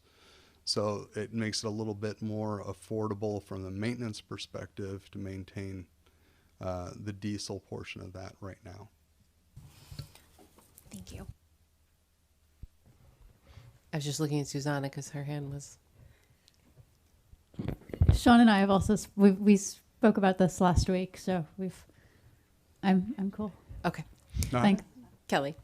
Yeah, I'm just kind of curious. You sound like you've been talking with other people about where things may be going in the future in terms of the infrastructure relating to, say, charging styles. And I'm wondering if people have been discussing whether there's maybe legislation coming or something where there will be in the future, sometime soon, some more consistency. So this does maybe at some point make more sense for us to go forward with. So that did come up in part of the conversation. So I joined the MAPT, Maine Pupil Transportation Group, and I grabbed a mentor who happens to be the president there. So we've all been talking about this diligently. This is up for discussion, but one of the things we identified today is there's no consistency within the group. So they started talking about, well, maybe we need to talk further about this and some additional funding or looking into a legislation on that. And that was as far as I got. So I think from there I had a meeting with Gene. So big question mark, basically. It is at this point, and I am just getting familiar with the buses, and the whole transportation system. So give me some time. I'll have more confidence in my answers in the future. Would you like a resolution? Sure. Just offering up resolutions. Do we reach over to her? If there are 20 resolutions this year, just remember who did that. We want to keep Maura busy, right?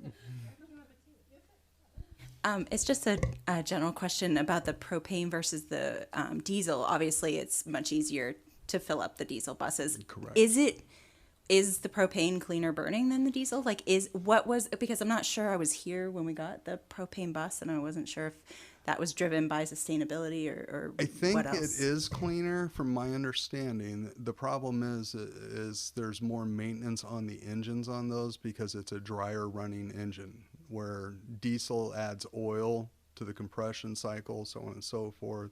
It helps fuel lubrication in the engine, and I don't want to get into all the details of it, but yes, there's advantages and disadvantages. Great. Other questions for? Oh, Colin. Yeah, not to continue the joke about giving Maura more to do, but I think this is great presentation. The conversation that we were having last week in the Sustainability Committee about this is very helpful in informing what we're talking about tonight. But I think that even just in terms of thinking about like the way in which we're investing in sustainability efforts as a district, I think that actually it might be, I'm not sure what the right mechanism for it would be, but I think looking at how we could potentially be reaching out to some other districts or reaching out to some other bodies where we could sort of try to not necessarily be a leader in getting a bus for ourselves and getting our own charging station, but trying to sort of maybe play a slightly longer game of looking at like what over the course of a 5 or a 10-year plan with a number of different districts, is there some way to sort of coordinate that so there could be some sort of so that when we did then make the investment and when we did then apply for grants, there's sort of more of an ability to have sort of the broader success. So it's not, I don't think we'd be getting, if we wrote another grant for an electric bus, we'd be doing that for its just for its tokenism. But I think that actually if we're really devoted to the sort of question of sustainability, then really looking at what is the way for us to, as a district, to have the most impact would be exciting. So Maura, if you could make that happen, that'd be great. Thanks. Bye. Maddie. Well, I actually wonder if that's a conversation for the GC group. I wonder if there's some opportunities or economies of scale that could happen in collaboration with our other partners.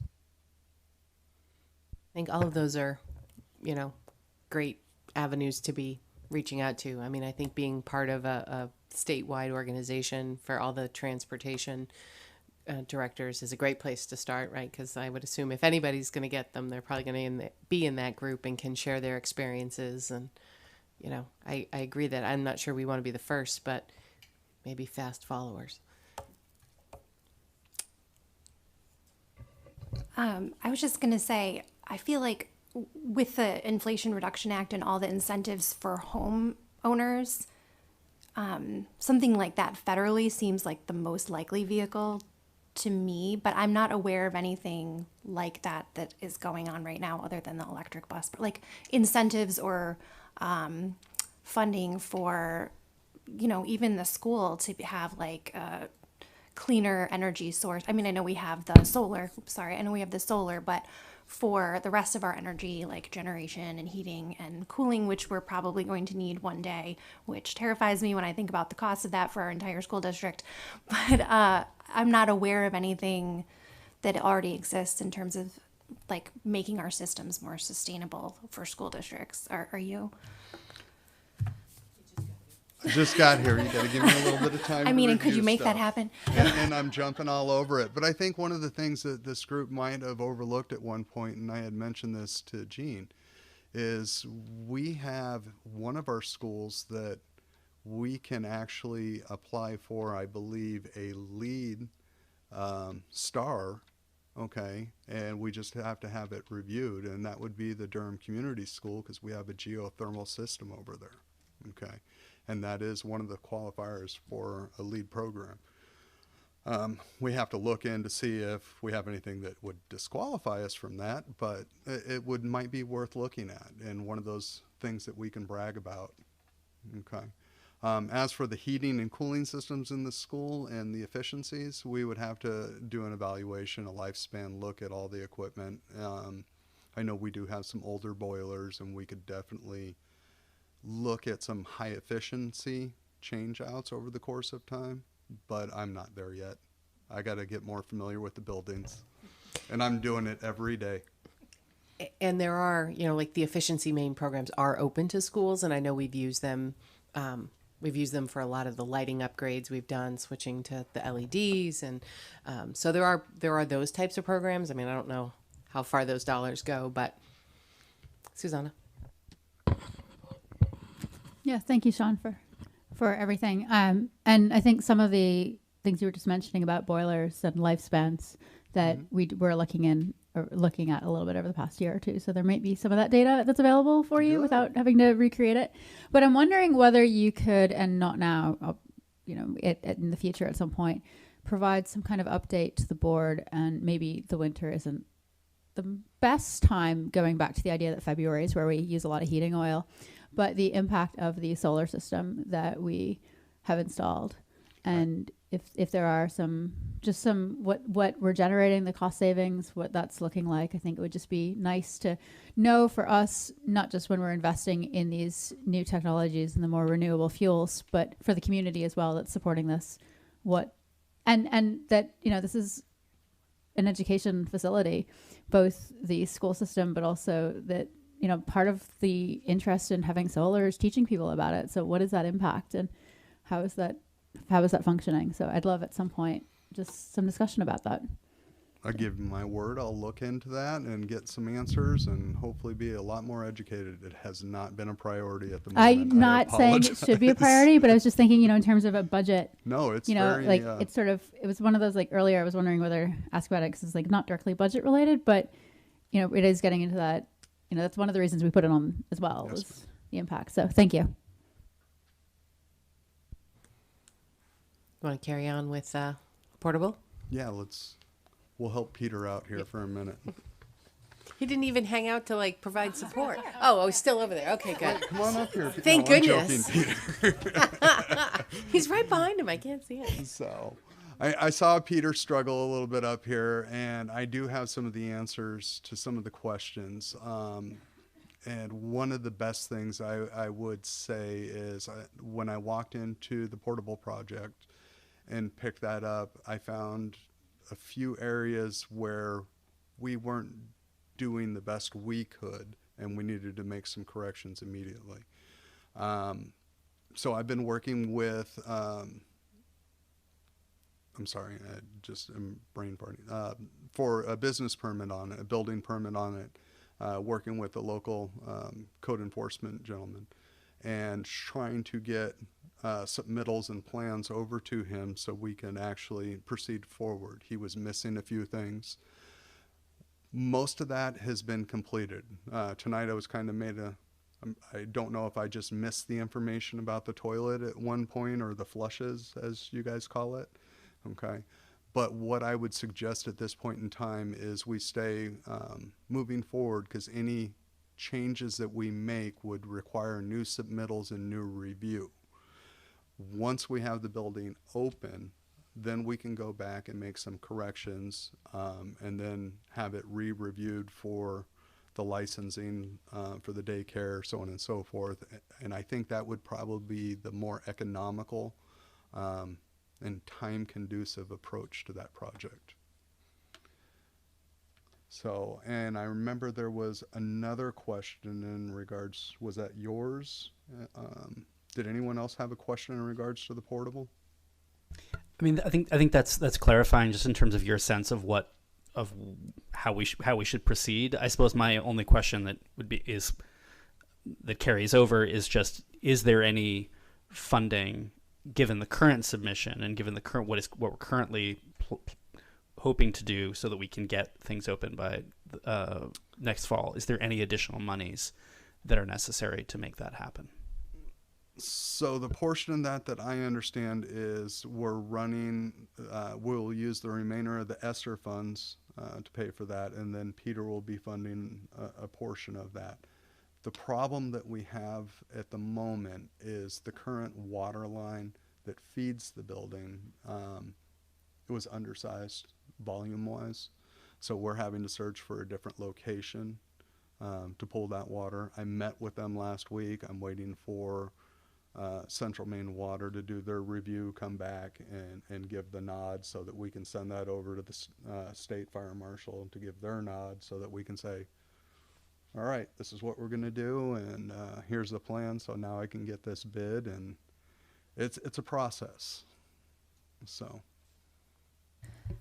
if we were to provide funding for the additional toilets after the building is in occupancy and the permitting process is finished, what would the timeline for that look like? In other words, would it be in the next budget cycle and not this one?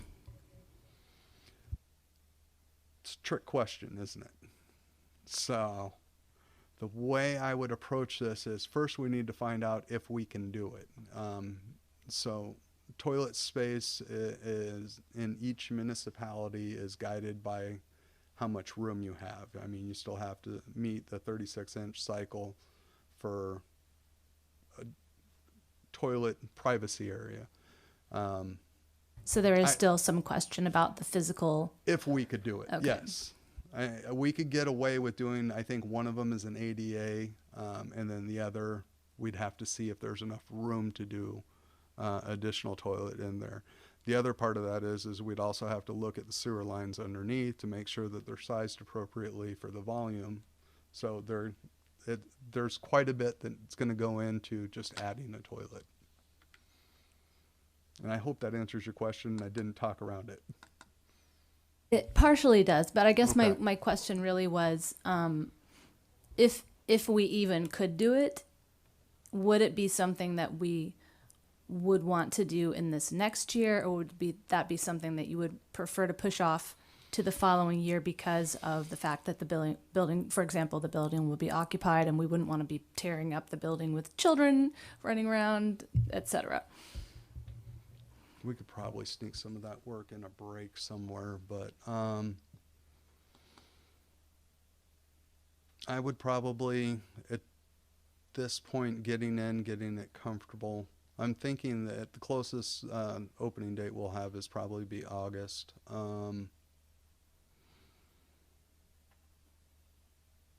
Again, that's a tough question because it's getting operating. We could probably shoot for the spring of next year if we can get it funded and maybe handle it over February break. And that's if it's viable. So I guess my suggestion is we're talking about sewer lines and capacity. If there's a way to find out if 3 is even feasible, to make sure that we're sizing the sewer now appropriately, so you don't have to bring in a new sewer line. And then my suggestion around my thoughts on funding it from a capital perspective is really that's a discussion for the prioritization of our $400,000 that we do all of our capital programming out of. Okay. So, depending on the size of it, we should be looking at that $400,000 that we already have allocated for improvement to all of our buildings, and say, is this a priority above something else on there? And if it is, then let's move it onto the list accordingly.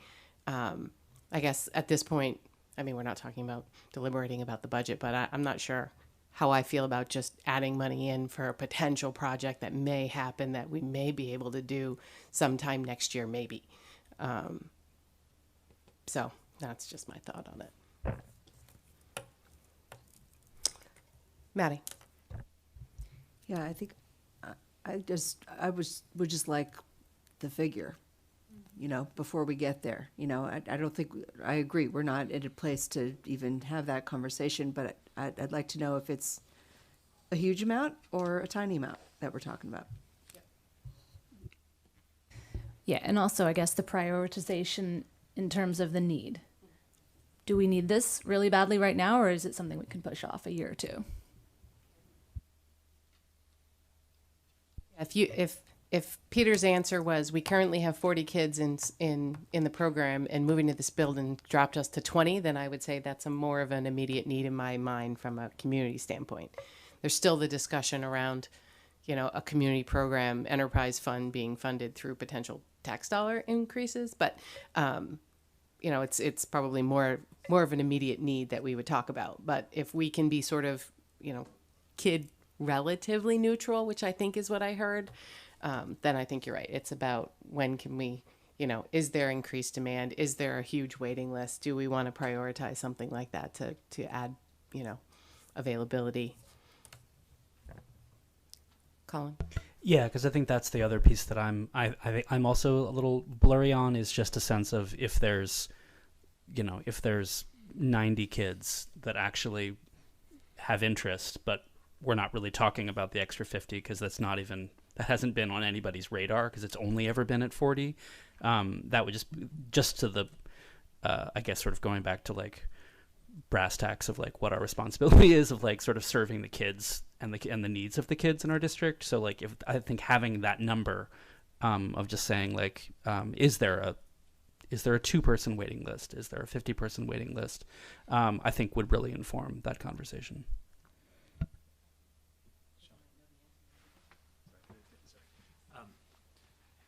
Yeah, so if there were a new toilet that was installed in the building, it's not a situation where we would be able to go from 40 to 60 children because we are still limited by square footage. That's another one of the requirements with DHHS licensing. So we might be able to go from 40 to 46, perhaps. So it's, for those 6 families, that's going to be a big deal. And I guess it's, something that would then need to be weighed about the, cost and benefit. Following up on that, because one question I had earlier, I guess, was actually what the capacity, forgetting toilets aside, what the capacity of that building is. And I think you've just I believe 46 touched on is that. what we measured. Yeah, it's been a while since I've looked at the number. So we're looking at this building with 46 anyway. And I don't know when you get into, Colin, when you're talking about waiting lists of 2 or 50, the 6 people there isn't really that significant. you know, it's not, and going back to the idea, I think Maddie, you mentioned it earlier, you know, are those students that you could be taking without pay for it? But if it's only 6 kids, or 6, you know, that's not as significant.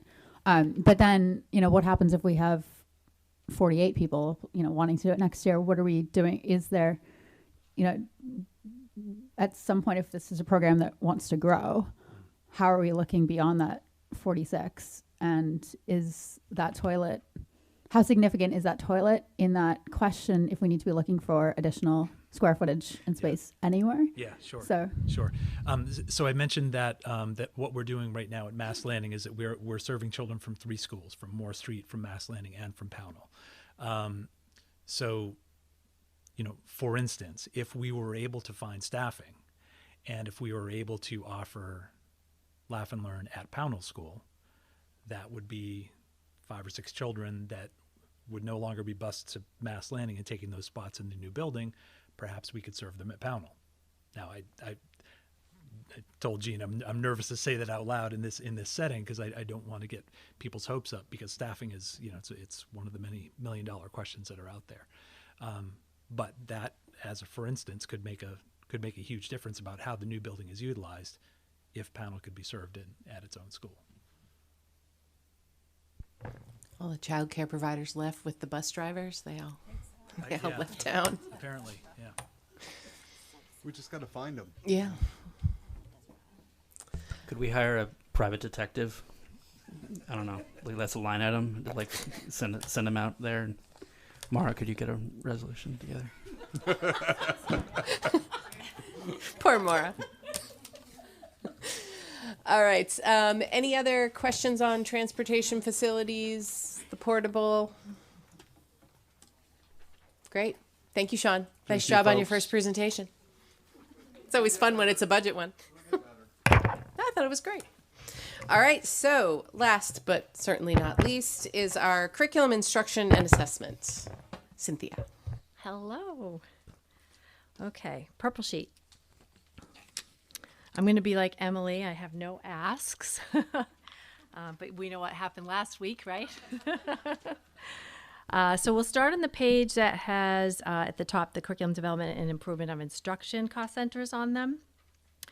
You can see right in the middle, there were no requests for new staffing last year, nor are there this year. And just for informational purposes for people who have not been here for the last couple of years, there's only the staffing in this particular cost center is the mentors. So we asked for those a couple of years, maybe 3-4 years back. And so that's the only staffing that we have, and we've already got that in there. There are no other significant requests in the budget. I've kept it stable, and it will meet the needs that we have in the coming year. If for informational purposes, if you want to know a few of the items that are in these cost centers, we have purchased professional services for K-8 and 9-12, so that's professional development. We've got curriculum materials, so that would be any new units of study, for example, and the social studies resources, etc. We also have assessment in this cost center. So the state funds our current MAP assessment in grades 3 through 8 and 10, but we also give those assessments in grades 2 and 9. So we have a small amount in there for because we have to pay for those on our own. The state funds the rest. So that I just wanted to kind of provide a few of the items that are in the cost center, so you have a sense of what those are. And then I'll move to GATE, or do you want to wait and do this one? Any questions on this one? Yeah. Okay. Questions on, yeah. When you say mentors, do you mean the faculty mentors? Yes. Okay, all right. I just wanted clarification because I was like, I didn't think we were paying the kids to be mentors. Oh, yes. So just for clarification for everybody, a few years back, it's in law that you have to have every district has to have a mentor system in place. And we have a handbook and all of that. And then we have a mentor chair, and we assign every new staff member a mentor for 1 year. And those that are brand new to education have a 2-year mentor in general. sometimes we give them a second year if there's a need. So without any additional materials asks, right, which I'm not seeing here, Right. do I read that the social studies curriculum change, we don't expect there to be a big, I mean, it's not like big ideas where you have to buy a bunch of textbooks or things like that. So as an aside, I'm, of course, meeting with, now we're doing grade level work with each of the social studies curriculum.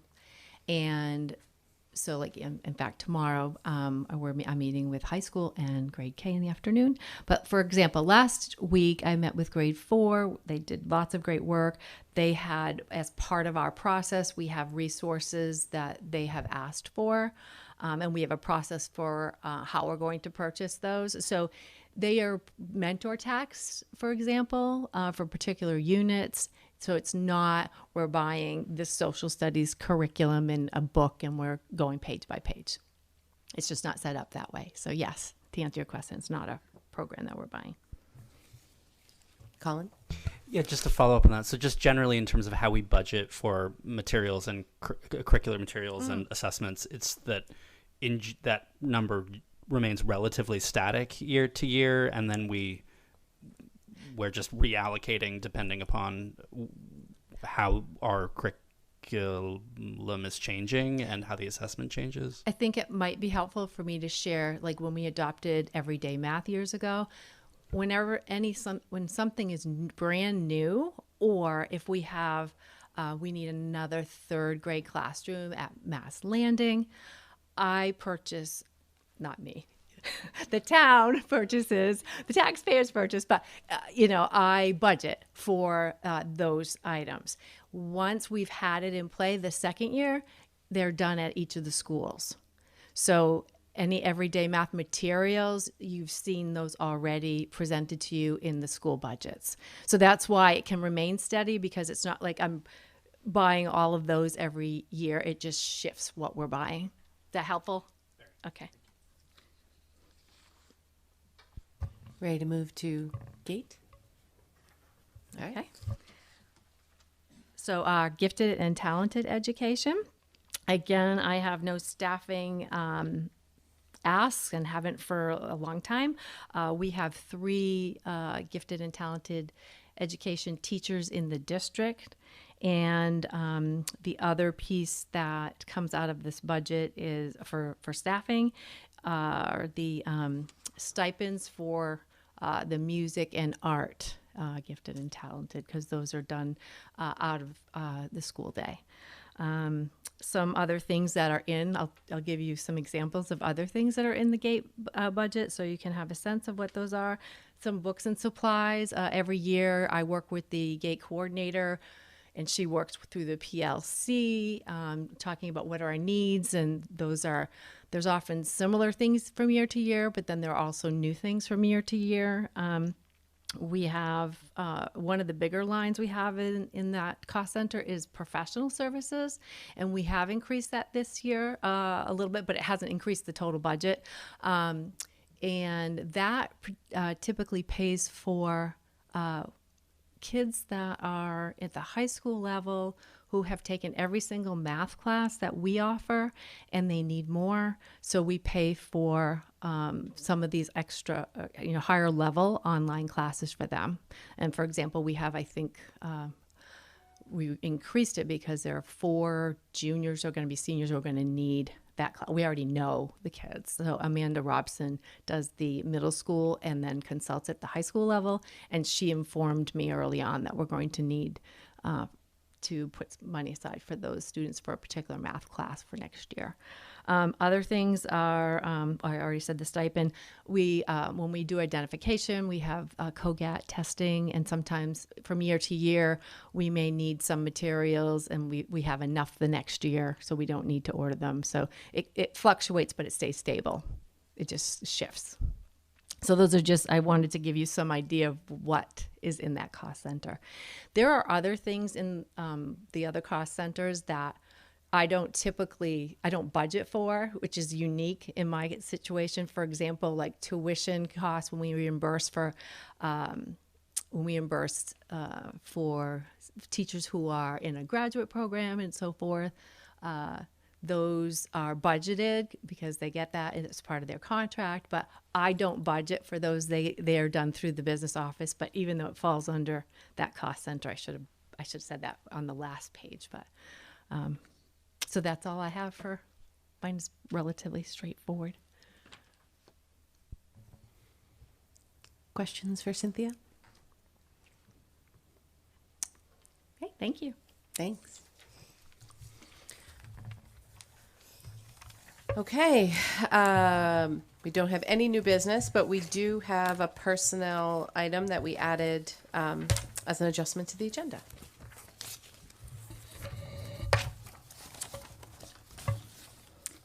Did you want a motion before Yeah, she gave it to me and I don't know what I did with it. I have one. Oh, I have it. Here we go. I found it. Haha. Do I have a motion for consideration and approval to employ an interim principal at the Mass Landing School starting April 6th, 2023 until the beginning of October 2023? Beth? Maddie? Thank you. Okay, as we recall that Principal Emily Grimm is going to be taking some time away from us beginning in April of this school year and going through mid-October of next school year. So it's my pleasure to present Mr. Connor Walsh as the interim principal for Mass Landing School. Connor has a BA in government from Connecticut College. He has a master's in childhood education for students with disabilities at Pace University. He has a master in school leadership from Harvard Graduate School of Education. He has several certifications. He has a 282, which is teacher of students with disabilities, an 045 assistant building administrator, and an 040 building administrator. His teaching experience, he was a special education music teacher, the New York City Department of Education, a special education humanities teacher at Brooklyn Prospect Charter School. He was assistant principal at Reginald Elementary School in Fitchburg, Mass. And he is currently the assistant principal at Freeport Middle School, and he has been there since July 2019. References describe Connor as intelligent, an advocate for children, organized, intentional, determined, and child-centered. And we think Connor would be an excellent, I will not say a replacement for Emily because it's not a replacement, but certainly an excellent choice for us to continue to support the students at Mass Landing School and our staff. Beth. So the obvious question is, who's going to take his place, or is there going to be a plan for that, or is Ray going to be on his own? So Ray is, we are waiting to see what happens this evening, and then he will begin immediately his search for Connor's replacement. And I will say Ray is very much in support of Connor in this position, even though obviously it's you're taking a little here to support over there. And you know, my philosophy is always that if we have a way to continue to grow leadership, our own leadership, that we want to do that. And I certainly, Connor has my support for this. Yeah, and I think it's a really cool opportunity for sort of sending and receiving schools to cross-pollinate, him going from the middle school where those Mass Landing kids arrive to, and then back again. I think there's definitely some growth I think we'll get out of this on both sides, and I think it'll be a great fit. Kelly? Yeah, my personal experience with Connor, discussing my own child's needs with him, I am super excited about having him come over to Mass Landing School. So I'm totally in support of this. Maddie? Pretty sure that's how Emily got to Mass Landing School. She was in Connor's role before she took that job. So yeah, I'm excited about it too. I'm just curious to see how this domino effect takes place around the district. Yep. Maura? Yeah, fully in support. I think it's really great that we found someone within the district to grow in this position. Any concerns about finding that position? I'm assuming the assistant principal position that he's leaving is just going to be for these months. Yes, and I've had conversations with Ray. He was anticipating this might happen for quite some time, and he will already be jumping right on it and has some thoughts about what he wants to do. Any other questions, comments? Great. All those in favor? All right. Congratulations, Connor.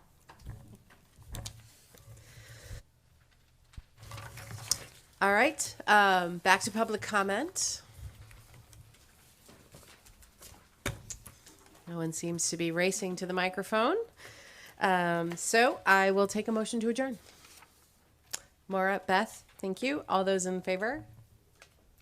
None opposed. Hey guys, we get next week off for vacation week. And we're done at 8:40. And we're done at 8:40. Yeah, I think so. Yep. Did we just finish 4 weeks?